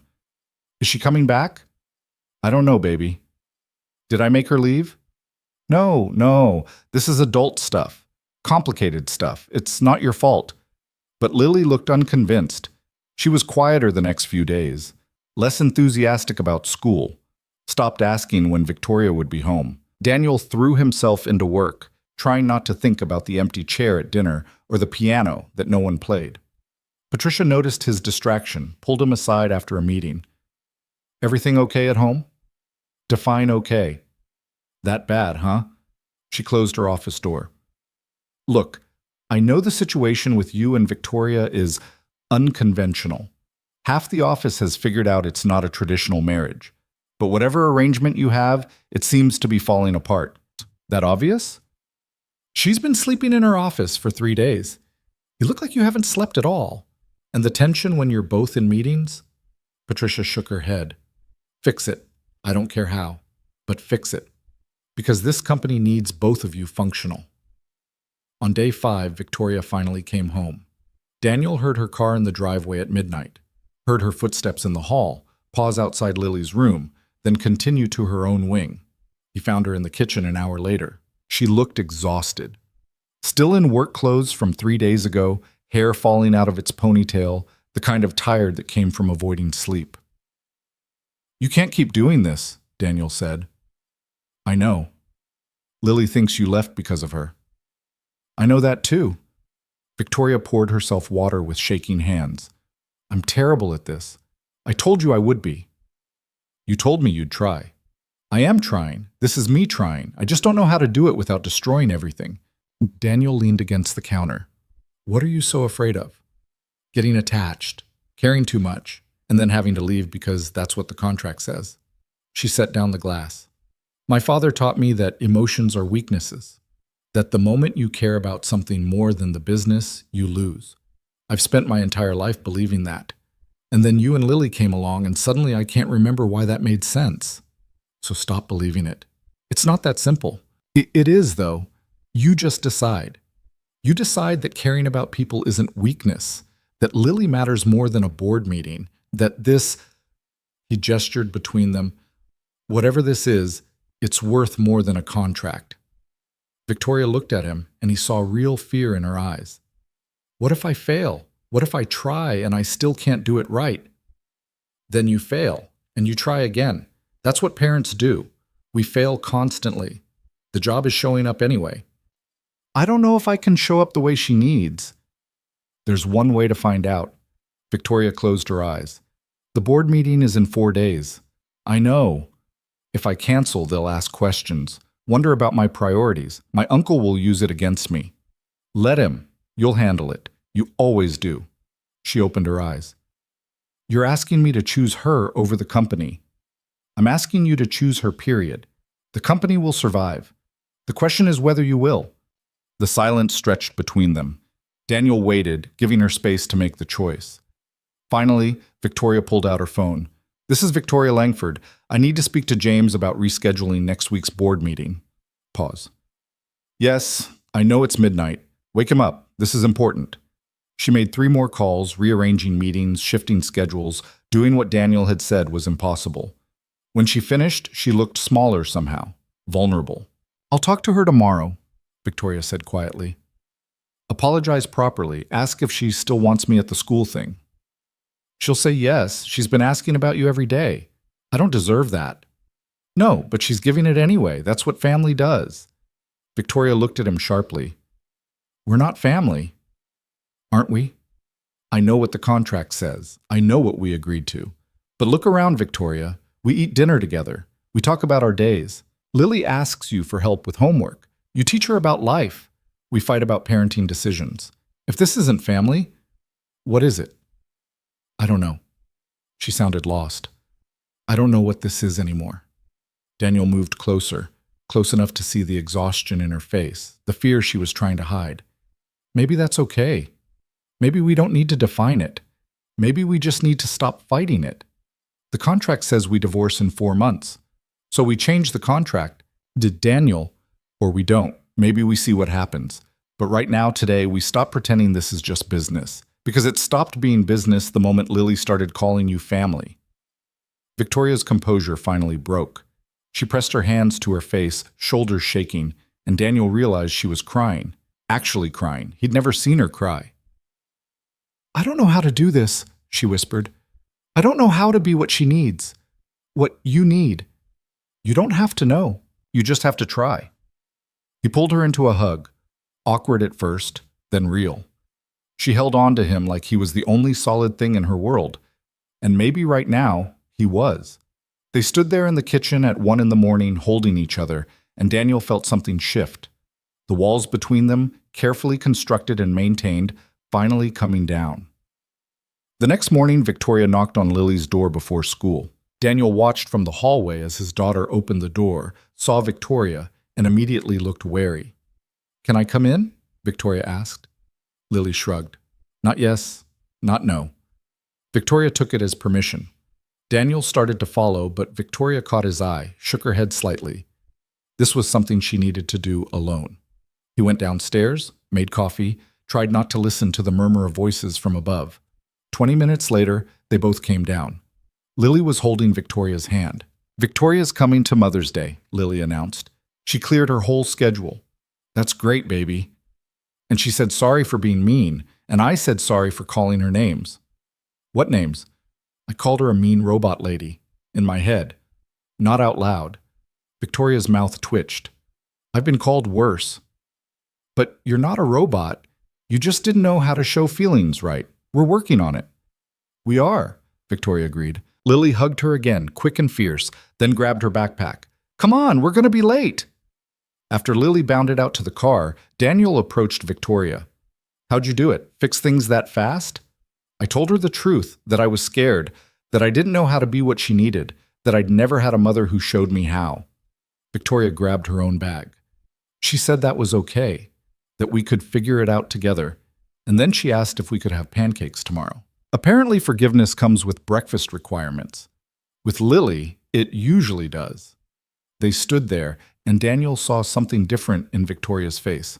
Less guarded, more open.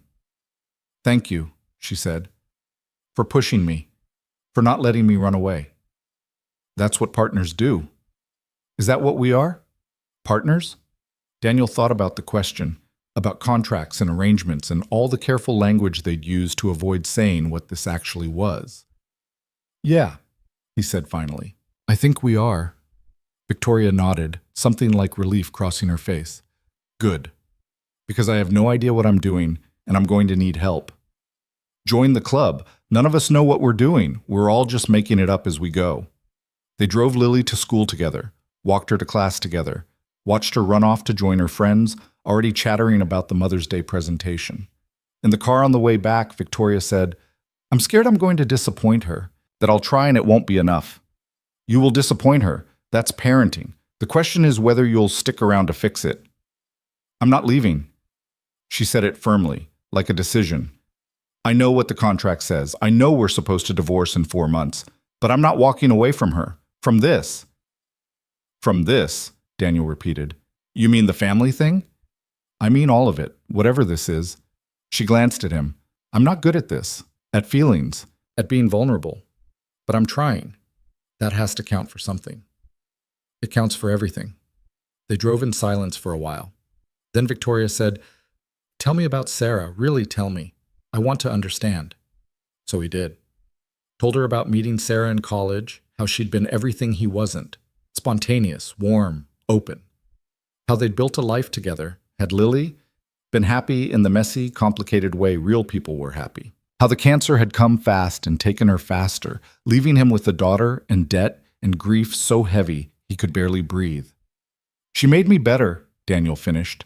"Made me kinder, more patient. She saw good in everyone, even when it wasn't there." "Do you wish she was here instead of me?" The question surprised him. "That's not how it works. I'll always miss her. Always wish she could have seen Lily grow up. But that doesn't mean I wish you weren't here." "You're being diplomatic. I'm being honest. You're different from her. But different isn't bad. You challenge me differently. Make me think differently. And Lily needs different things now than she needed when Sarah was alive." Victoria was quiet. Then, "I think I would have liked her. Your wife. She would have liked you too. She always appreciated people who said what they meant. Even when what they meant was terrible? Especially then, she hated fake nice, preferred real mean." Victoria almost smiled. "I can do real mean. I've noticed." They pulled into the driveway, sat in the car for a moment, neither quite ready to go back to work, back to the real world where things were complicated and contracts had end dates. 4 months, Victoria said quietly. "That's when we're supposed to end this." "I know." "What happens then?" "I don't know, but I think we have some time to figure it out." "What if we can't?" Daniel looked at her, this brilliant, complicated woman who'd somehow become essential to his life. "Then we fail. Together. As partners." Victoria met his eyes. "I don't want to fail." "Then let's not." It wasn't a solution, wasn't even a plan, but it was something. A choice to keep going, to see what happened when they stopped fighting what this was becoming. They went inside together. Victoria to her study, Daniel to his office. But the distance between them felt smaller now, like maybe they'd finally stopped being strangers playing house and started being something real. Whatever that something was, they'd figure it out. They had to, because walking away now would destroy all 3 of them, and Daniel wasn't willing to let that happen. Not when they'd come this far. Not when there was still time to choose something different. Mother's Day at Brookside Elementary was everything Lily had promised, and more. The classroom was decorated with construction paper flowers and crayon drawings, and every child sat with their mother, or in Lily's case, the woman who was learning how to be one. Victoria arrived in jeans and a sweater, looking more nervous than Daniel had ever seen her before a board meeting. She sat in a chair too small for adults, surrounded by actual mothers who knew what they were doing, and listened as Lily read a poem she'd written. "My mom is smart and teaches me things.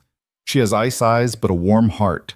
She doesn't hug a lot, but that's okay because when she does, it means more. She came today even though she had important work because I'm important too. She's not like other moms, but that's good because I'm not like other kids. We're learning together, and that's better than perfect. Victoria's hand went to her mouth. Daniel, standing in the back with the other fathers, saw her blink rapidly, fighting tears. The other mothers were smiling, dabbing at their eyes with tissues. Miss Roberts looked like she might cry too. After the presentation, Lily ran to Victoria and hugged her hard enough to nearly knock her off the tiny chair. "Did you like it?" "It was perfect," Victoria managed, her voice cracking. "You're perfect." "I know." Lily grinned, completely unaware of the emotional devastation she'd just caused. "Miss Roberts says I have a gift for poetry. She says I see things other kids don't. Can we get ice cream to celebrate?" "Absolutely not. It's 9 in the morning. But it's Mother's Day." "Fine, ice cream. But you're eating actual lunch first." "That's basically a no." Lily's face fell in that dramatic way 6-year-olds had perfected. "Fine, ice cream now. But vegetables for dinner." Lily squealed and ran off to show her friends that her mom had actually come, that she was real, that everything she'd written in the poem was true. Daniel approached Victoria, who was still sitting in the too small chair, looking shell-shocked. "You okay?" "She called me her mom. In the poem, multiple times, she called me her mom." Victoria's hands were shaking slightly. "I didn't expect that. I thought maybe she'd say Victoria, or my dad's wife, or something distant, but she said mom." "Yeah, she did. We're not, the contract says Victoria." Daniel knelt beside her chair, took her trembling hands in his. "Stop thinking about the contract for 5 seconds and just feel this. She loves you. You love her. Everything else is details we can figure out. What if I can't be what she needs long term? What if this is temporary and I ruin her when it ends? What if it doesn't end? What if you can?" Before Victoria could answer, Lily dragged them both to meet Miss Roberts, who gushed about how wonderful it was to finally meet Lily's mother. And wasn't it amazing how much Lily had flourished since the beginning of the year? And had they considered the advanced reading program because Lily was reading at a 4th grade level and showing exceptional comprehension skills? Victoria handled it perfectly. Shifted into professional mode, asked intelligent questions, took notes on her phone, promised to research the program and discuss it with Lily.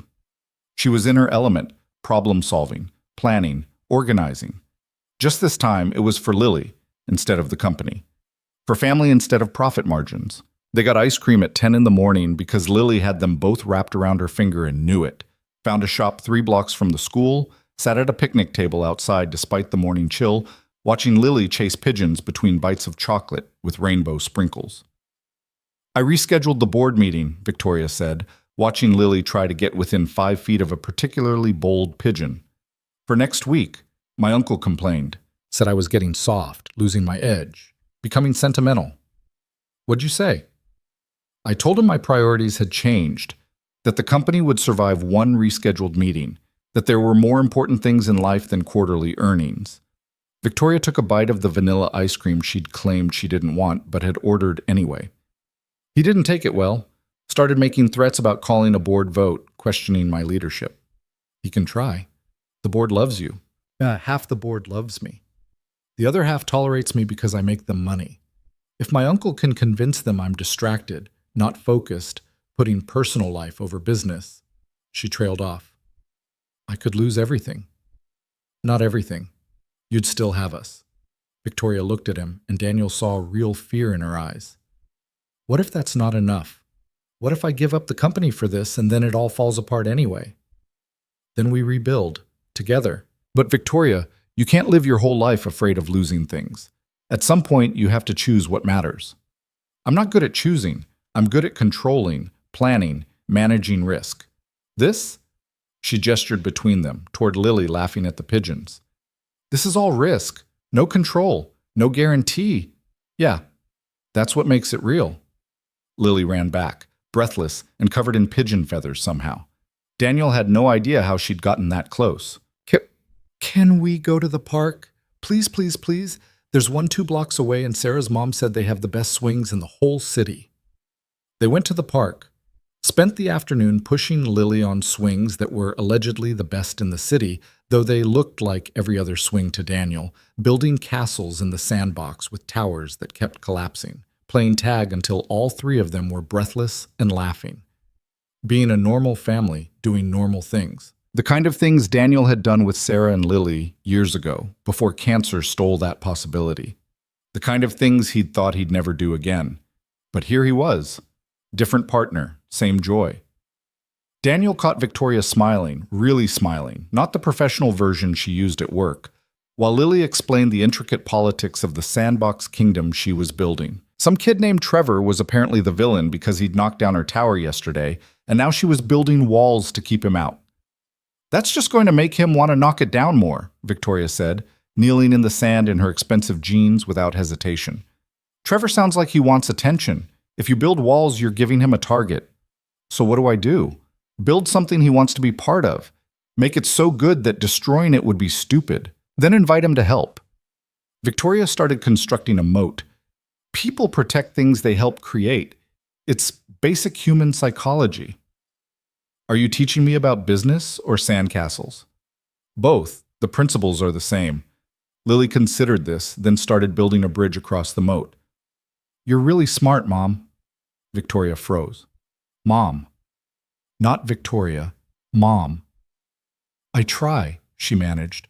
"I'm glad Daddy married you. You make everything better, even sandcastles." Daniel watched Victoria struggle to hold it together, saw her blink away tears, saw her take a shaky breath before answering. "I'm glad he married me too."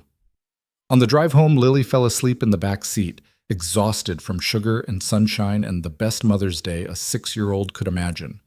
Victoria drove, one hand on the wheel, the other resting near Daniel's on the console. Not touching, but close. Close enough that when he moved his hand over, their fingers tangled together naturally. "Thank you," she said quietly, not looking away from the road. "For today. For pushing me to come, for not letting me hide behind work, for making me show up. Thank you for showing up." It meant everything to her. It meant everything to me too. Victoria's grip tightened on his hand. "I didn't expect that. Didn't expect to feel this much. When she called me Mom in front of all those people, I thought I'd panic, thought I'd feel trapped or overwhelmed, but I just felt grateful, like she gave me something I didn't know I wanted. Feelings are inconvenient that way. Extremely inconvenient." She paused, navigating through traffic. "The contract expires in 3 months, 92 days technically. We should probably talk about that." "Yeah, we should. But not today." "Not today," Daniel agreed, squeezing her hand. They drove home in comfortable silence, and for the first time since this whole arrangement started, Daniel let himself imagine what it might look like if they didn't end it. If they chose each other for real, not because of contracts or desperation or legal requirements, but because they actually wanted to. Because somewhere in the past 6 months, this fake marriage had become the most real thing in his life. The thought terrified and thrilled him in equal measure. The board meeting the following week went exactly as badly as Victoria had predicted.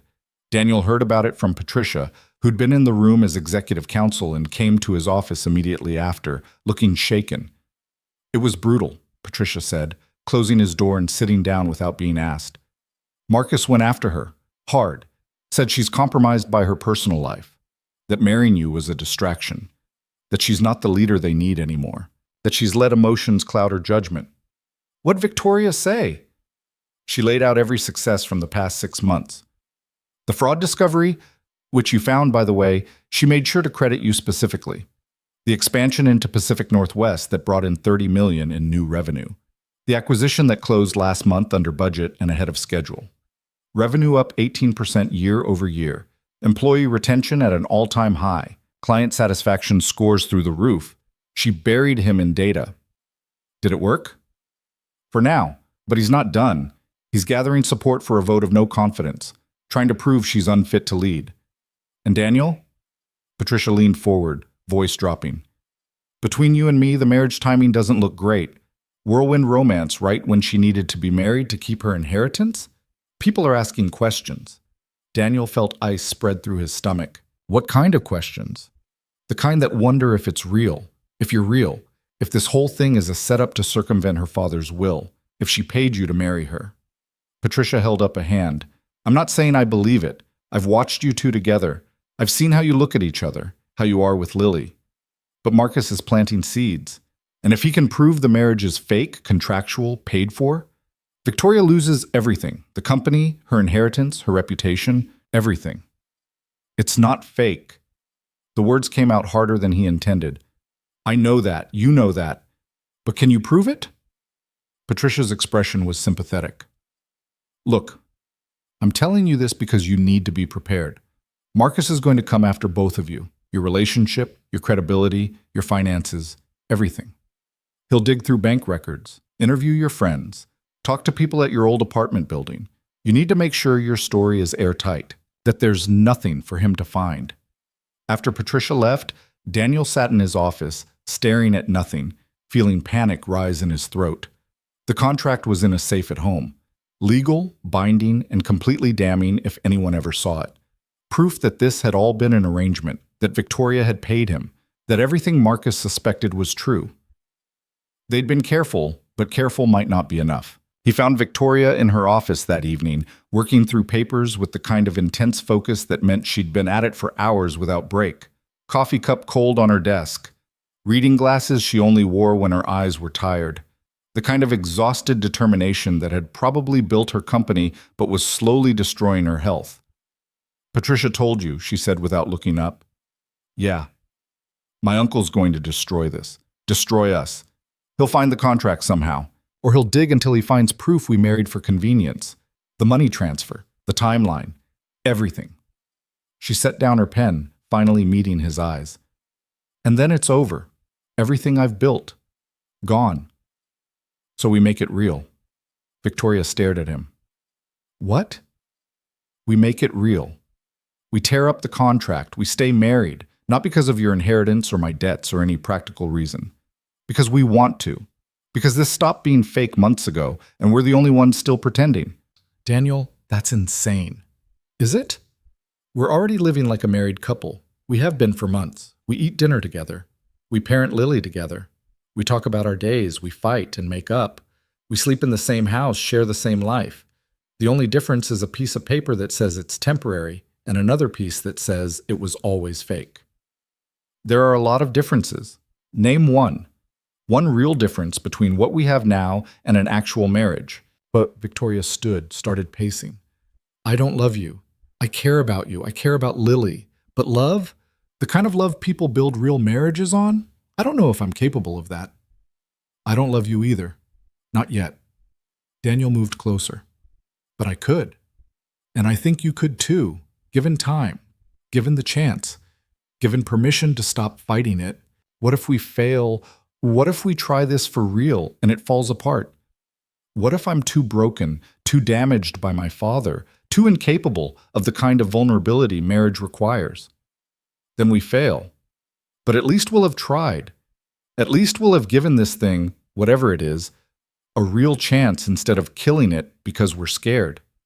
Victoria turned to face him, and Daniel saw the war happening behind those ice-blue eyes, logic versus feeling, control versus risk. Everything she'd been taught her entire life versus everything she'd learned in the past 6 months. I don't know how to do this, she whispered. I don't know how to be someone's wife for real, someone's mother. I don't have a template for this. My mother left. My father was emotionally absent. I don't know what real marriage looks like. Neither do I. Sarah and I figured it out as we went. Made mistakes. Fixed them. Made more mistakes. There's no perfect way to do this, Victoria. There's just showing up and trying. That's terrifying. Yeah, it is. But you're terrified of everything worth doing. You were terrified to reschedule that board meeting, and you did it anyway. You're terrified every time Lily calls you mom and you don't run away. Being scared doesn't mean you can't do it. It just means it matters. Victoria crossed the space between them in 3 steps, stood close enough that Daniel could see the exhaustion in her face, the fear, but also something else. Something that looked like hope. If we do this, she said, voice barely above a whisper, if we really do this, there's no going back. We burn the contract, we commit, all in, for real. I know.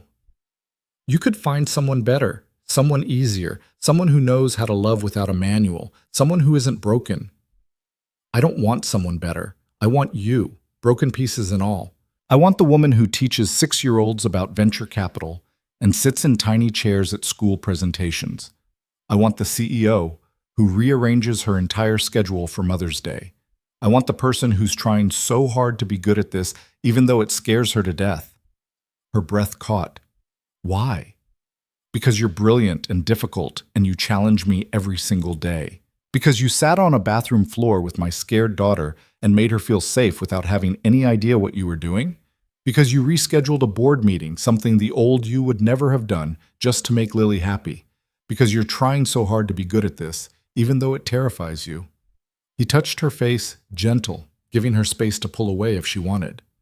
Because somewhere along the way, this stopped being an arrangement and started being my life. And I don't want to give that up. I don't want to give you up. Victoria closed her eyes, leaning into his touch. I'm going to disappoint you. I'm going to choose work over you sometimes. I'm going to be bad at emotional things. I'm going to forget important dates and say the wrong thing and be too blunt when I should be gentle. I'm going to fail at this constantly. And I'm going to overthink everything and be too cautious and probably mess up Lily's childhood in a dozen ways I can't predict. I'm going to compare you to Sarah sometimes, even though that's not fair. I'm going to be scared of losing you the way I lost her. We're both going to fail, constantly. But we'll fail together. Together, she repeated, testing the word. That's what you want? Real partnership?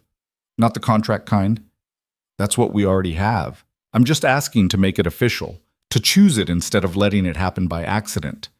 She opened her eyes, searched his face for something, doubt maybe, or insincerity. The contract says we have 3 months left, 92 days. Forget the contract. I can't just forget. Daniel kissed her. It wasn't planned, wasn't smooth or practiced, was probably the worst timing possible given everything happening with her uncle and the board. But he did it anyway. And after a second of surprise, Victoria kissed him back.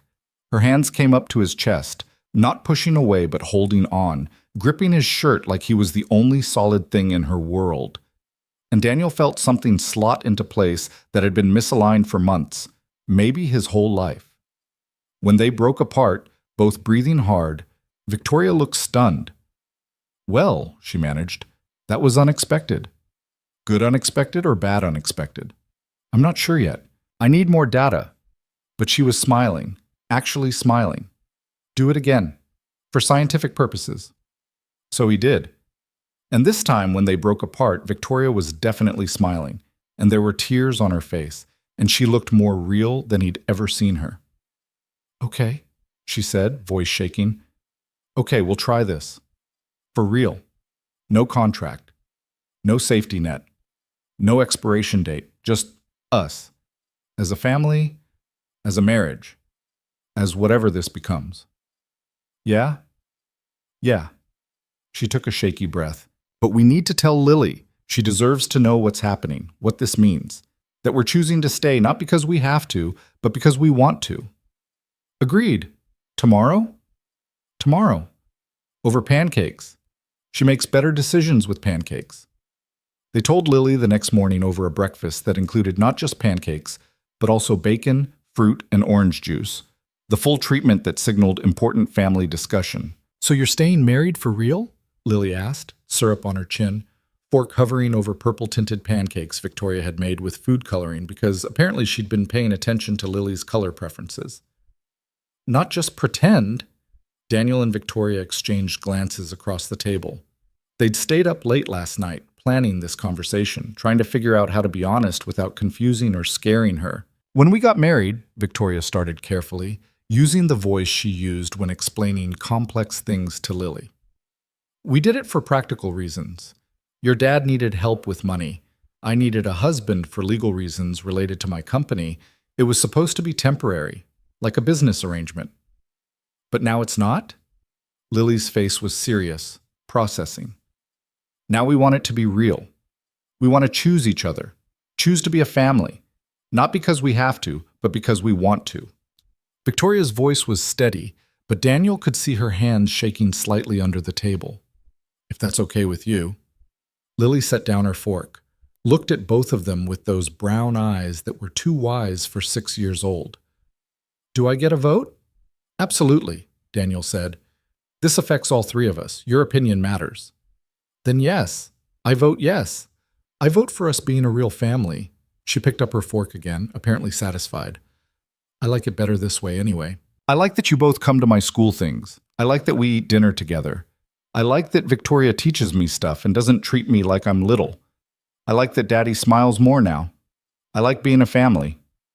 Even though Victoria and I aren't like other parents, we argue sometimes. We're still figuring things out. We make mistakes.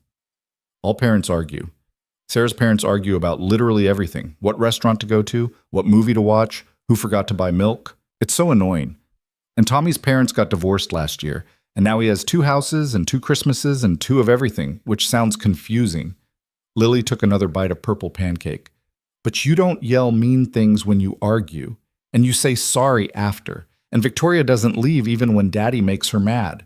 That's what Sarah's dad does. He leaves and drives around for hours. But Victoria stays and talks about it. That's better. Victoria's eyes were wet. She reached across the table, took Lily's small hand in hers. You're very wise for 6. You know that? I know. Miss Roberts says I have exceptional emotional intelligence for my age group, which I think means I'm smart about feelings. Lily grinned, showing teeth with syrup between them. Can I tell my friends at school that I have a real mom now? Not just kind of a mom, but a real one? Victoria's composure cracked. One tear escaped, then another. You can tell them whatever you want. Cool. Sarah's going to be so jealous. Her mom doesn't know anything about business or how to build the perfect sandcastle fortress. Lily squeezed Victoria's hand. I love you, Mom. I love you too, Victoria whispered, and Daniel saw her realize she meant it, really meant it, not just saying words to make a child happy, but actual, terrifying, real love. Lily bounced in her seat, apparently satisfied with how this conversation had gone. Can we get a dog now, since we're a real family and real families have dogs? Absolutely not, Victoria and Daniel said in perfect unison. Lily sighed dramatically. Worth a shot. Can I at least get a hamster? Still no. You guys are no fun. Sarah has a hamster and a dog. Sarah's parents are braver than us, Daniel said. After Lily left for school, still lobbying for pets, Daniel and Victoria sat at the table surrounded by syrup-sticky plates and the remains of their important family discussion. We need to destroy the contract, Victoria said, staring at her coffee.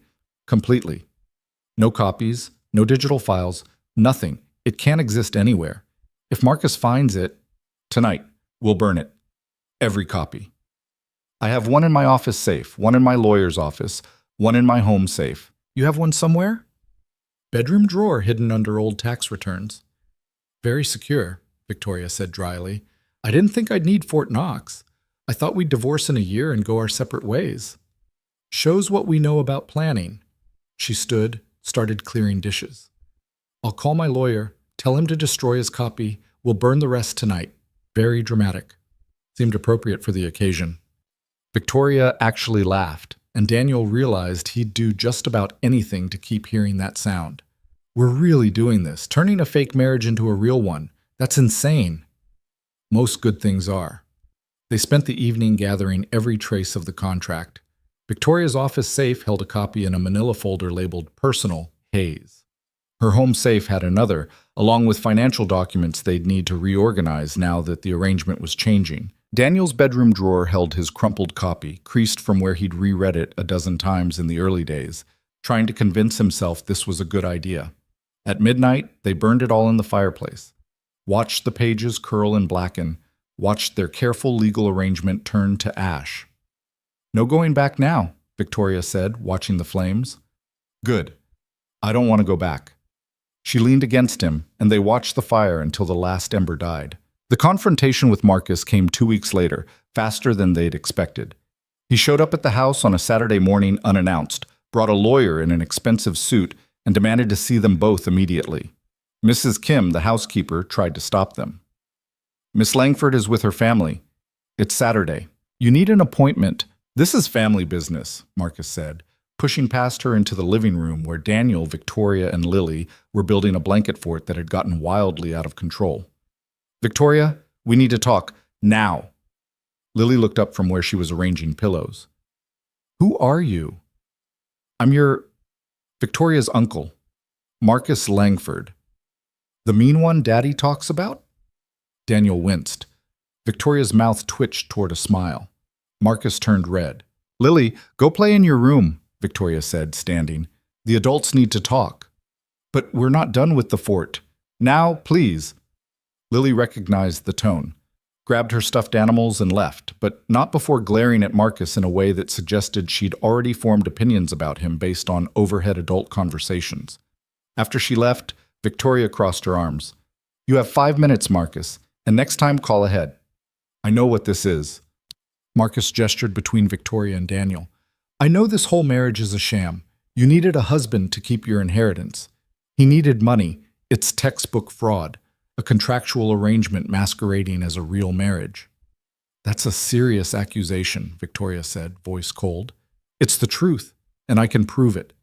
Marcus nodded to his lawyer, who pulled out a folder. We've been investigating. Your husband's financial situation before the marriage, drowning in debt, behind on rent, collection agencies calling constantly. Then suddenly, days after the wedding, everything's paid off. Signing bonus, Victoria claims. Very convenient. I got promoted, Daniel said. Signing bonuses are standard for executive positions. At Langford Industries? For internal promotions? Unusual, but not impossible. The lawyer flipped through papers. But the timing is suspicious, as is the speed of your courtship. You met at a company party, married 2 weeks later. That's not romance, that's desperation. That's none of your business, Victoria said. It is when it affects the company I have a stake in. When it proves you manipulated your father's will, committed fraud to maintain control. I didn't manipulate anything. I got married. The will required marriage. I complied. Who I married and why is my personal business. Marcus smiled. It wasn't pleasant. Then you won't mind if we subpoena your financial records, bank statements. The marriage contract I know exists. We'll prove this is fake, that you paid him, that this whole thing is fraudulent, and then the board will have no choice but to remove you. Good luck with that, Daniel said, stepping forward, because you won't find anything.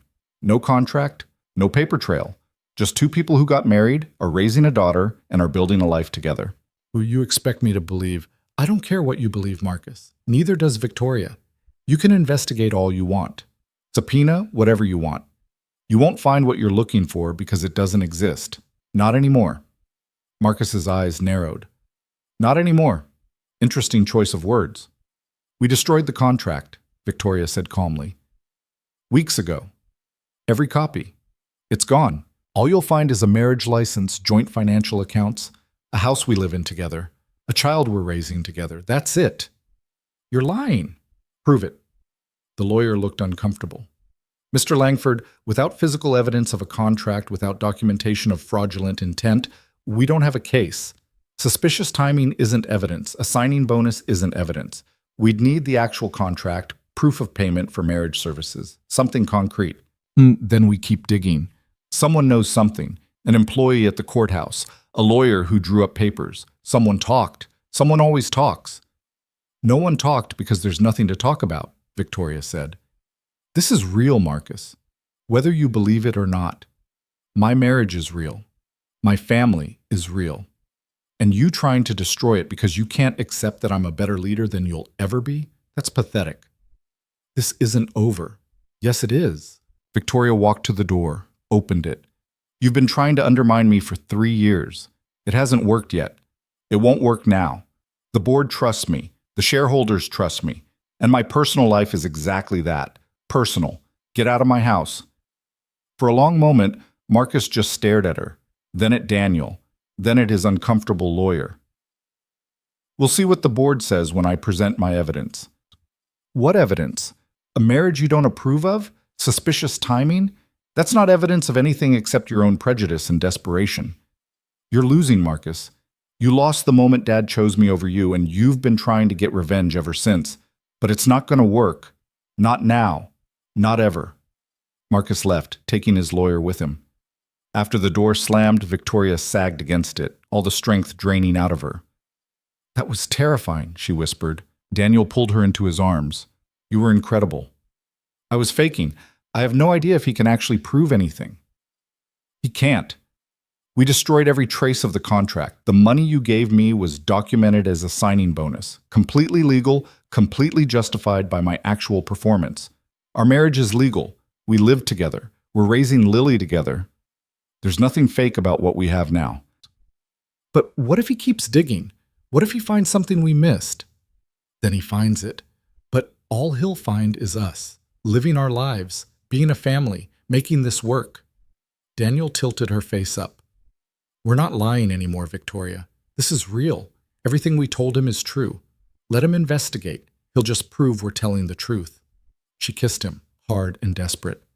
I love you, I think. I'm still not entirely sure what love feels like, but if it's this terror and joy and complete inability to imagine my life without you in it, then I love you. Daniel smiled against her mouth. I love you too, definitely, no question. How are you so sure? Because you scare the hell out of me and I keep choosing you anyway. Because I watch you read bedtime stories to Lily and my heart feels too big for my chest. Because you burned a contract that protected you just to choose us. That's love, Victoria. Terrifying, irrational, completely illogical love. Lily appeared at the top of the stairs. Are you guys done being mushy? Because the fort collapsed and I need help rebuilding it. It's a structural integrity issue. Using big words doesn't make us more likely to help, Daniel called up. Worth a shot. Are you coming or not? They spent the rest of the day rebuilding the fort, this time with better structural support, as Lily insisted, and pretending that Marcus's visit hadn't shaken them. But that night, after Lily was asleep, Victoria admitted her fears. What if he's right? What if the board doesn't believe this is real? What if they remove me anyway? Then we deal with it. You're brilliant, Victoria. You could run any company. Start your own. Do something completely different. You're not defined by Langford Industries. My father built that company. It's his legacy. If I lose it, then you build your own legacy. A better one. One that includes things besides work, includes family, includes life. The board vote happened 3 weeks later. Marcus presented his case in a special session he'd called specifically for this purpose. Victoria let Daniel sit in the gallery, not speaking, just there for support. He watched her face the firing squad with the same calm competence she brought to everything. Marcus went first, laid out his case. Victoria was distracted, compromised, not focused on the company. Her whirlwind marriage was suspicious, the timing convenient. Her new husband's sudden financial windfall questionable. She'd changed, become soft, emotional, no longer the ruthless leader the company needed. She'd rescheduled important meetings for school events, left work early for family dinners, put personal life ahead of professional obligations. She's not the leader my brother trained her to be, Marcus concluded. She's not the leader this company needs. I move for a vote of no confidence. The room was silent. Daniel watched Victoria stand, walk to the front of the room, and face the board that would decide her future. My uncle is correct, she said, voice clear and strong. I have changed. 6 months ago, I worked 18-hour days, 7 days a week. I had no personal life, no relationships, nothing beyond this company. I was exactly what my father trained me to be. Efficient, cold, completely alone. And I was miserable. She looked around the room. Then I got married, had a family, started coming home for dinner instead of eating takeout at my desk, rescheduled meetings to attend school events, started having a life beyond these walls. And you know what happened to the company during this period of my alleged distraction and incompetence? She pulled up slides, numbers, data, hard facts. Revenue increased 22%, highest growth in 5 years. Employee satisfaction scores up 30%. Turnover down by half. We've closed 3 major deals that were stalled for months. We've expanded into 2 new markets ahead of schedule and under budget. We've acquired our biggest competitor and integrated them seamlessly. Client retention is at an all-time high, and we've weathered a massive fraud scandal discovered by my allegedly distracted husband, I might add, with minimal damage and actually improved our reputation in the process. She let the numbers sink in. This company isn't suffering because I have a personal life. It's thriving because I'm happier, clearer, better rested, less likely to make decisions out of exhaustion or stress, because I have people who depend on me to be my best self. So I work harder to actually be that person, not just for 18 hours and then collapse, but sustainably, effectively, as a leader, not a martyr. She turned to face Marcus directly. You think caring about people makes me weak, that having a family is a distraction, that emotions are liabilities. You're wrong.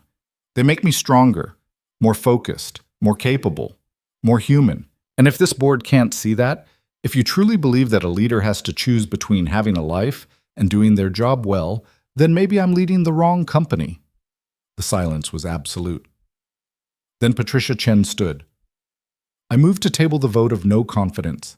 The evidence suggests the exact opposite, that Victoria's leadership has never been stronger. I second, said another board member, then another. The vote was 10-3 against Marcus. Not even close. Marcus stormed out. Victoria stayed calm, professional, thanked the board for their time, and continued confidence. But Daniel saw her hand shaking when she gathered her papers. He waited for her in the hallway, pulled her into an empty conference room, and held her while she finally let herself fall apart. It's over, she said, crying into his shoulder. It's really over. He can't touch us anymore. No, he can't. I almost lost everything. The company, my reputation, you, Lily, all of it. Because of him. Because of one bitter man who couldn't accept that someone else was better. But you didn't lose it. You fought for it. And you won. They stood there in the conference room, holding each other, until Victoria's breathing steadied and the tears stopped. Let's go home, she said. I promised Lily I'd help with her science project tonight. What's the project? Building a model volcano. Apparently she wants it to be the best volcano in the history of volcanoes. Her words. Daniel laughed. Of course she does. They went home, helped Lily build an absurdly elaborate volcano that took over the kitchen table, got covered in papier-mâché and paint, laughed until their sides hurt when the eruption test went sideways, and sprayed vinegar and baking soda lava all over the floor. It was perfect. Messy and chaotic, and nothing like the controlled, efficient life Victoria had led before, and she loved every second. 1 year after the courthouse wedding, they went back. Not because they had to, because they wanted to. This time they did it right. Real ceremony, real vows, real choice. Daniel wore a suit that actually fit, tailored, expensive, the kind of thing he'd never imagined owning. Victoria wore a dress the color of winter sky, simple and elegant, with her hair down the way he liked. Lily wore purple, obviously, and carried a small bouquet of flowers she'd picked out herself. Patricia was there. Daniel's old friends from his previous life, the ones who'd stood by him through Sarah's death. Victoria's few close colleagues who'd become friends. Mrs. Kim, Miss Roberts. A small group of people who mattered, who knew the real story, who'd watched them build something impossible. The judge was the same one from a year ago, smiled when he saw them. Back again? Back again, Victoria confirmed.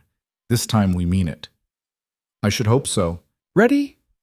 They stood at the front of the small courthouse room, holding hands, and said vows they'd written themselves. I take you to be my partner, Victoria said, voice steady despite the tears. Not because a contract says I have to, not because it's practical or logical or makes business sense, but because you make me better. Because you taught me that caring about people isn't weakness. Because you show up every day, even when I'm difficult. Because you gave me a daughter I didn't know I wanted and a family I didn't know I needed. Because I choose you every day for the rest of my life. Daniel's turn. I take you to be my partner. Not because I need saving or fixing or financial security, but because you challenge me to be better than I thought I could be. Because you love my daughter like she's yours. Because you're brilliant and difficult and real. Because you chose us over everything you'd been taught to value. Because somewhere along the way, you became essential to my happiness. I choose you. Today and always. Then by the power vested in me by the state, I now pronounce you husband and wife. Again. For real this time. The judge grinned. You may kiss. They did. Lily cheered. Everyone applauded. And Daniel felt something settle in his chest, the last piece of uncertainty finally gone. This was real. This was permanent. This was his life. The reception was small, held at the house, their house, with too much food and too many toasts, and Lily running around with the other few children there, showing off her purple dress and telling everyone about her two moms, because apparently Sarah was still her mom too, and that was fine because families could be complicated. Late in the evening, after most guests had left and Lily had fallen asleep on the couch mid-conversation, Daniel and Victoria stood in the backyard, watching stars. "We did it," Victoria said. "Took the fake marriage and made it real. Against all odds, against all logic. Best business decision you ever made?" "Best decision I ever made, period." She leaned against him. "I still don't fully understand love. It's inefficient and illogical and completely impractical. It makes me make choices that don't make sense on paper. But I don't care anymore. I love you. I love Lily. I love this ridiculous, messy, wonderful life we've built together. And I wouldn't change any of it. Not even the hamster Lily's definitely going to convince us to get eventually." "We are not getting a hamster." "We're absolutely getting a hamster. She's been researching care requirements. She has a presentation prepared. She's using pie charts, Daniel. She learned that from me." "You've created a monster." "I've created a negotiator. There's a difference." Victoria turned to face him fully. "Thank you for not giving up on this.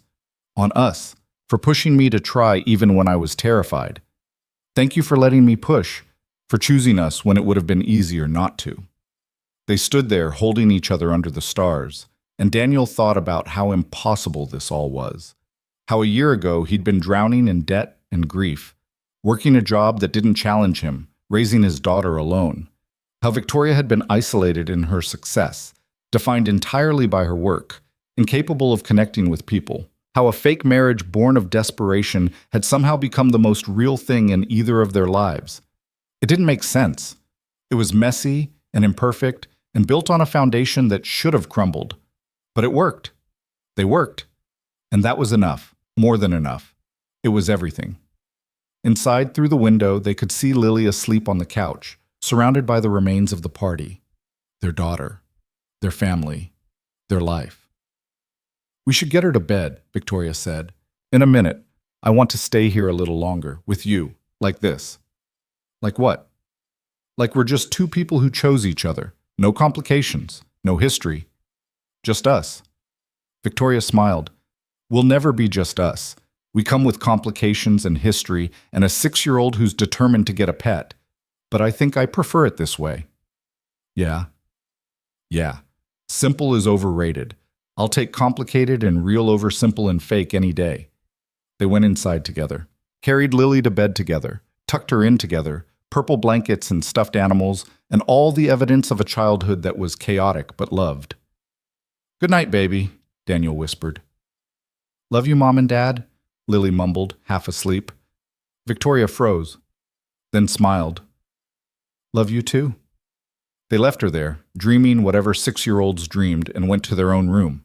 Not separate wings anymore. Not separate lives. Just together. As partners. As family. As people who'd found each other in the messiest way possible and somehow made it work. The contract that had started everything was ash. The fake marriage was real. The arrangement was a life. And if you'd asked Daniel a year ago whether any of this was possible, he would have said no. Would have said it was too risky, too complicated, too likely to fail. But that was before Victoria. Before family. Before learning that the best things in life were the ones that didn't make sense on paper, but felt right in every way that mattered. They'd started as strangers with a business arrangement. They'd become partners, then family, then something neither of them had words for but both of them felt. And that was enough. More than enough. It was everything they'd never known they needed and exactly what they'd been looking for all along.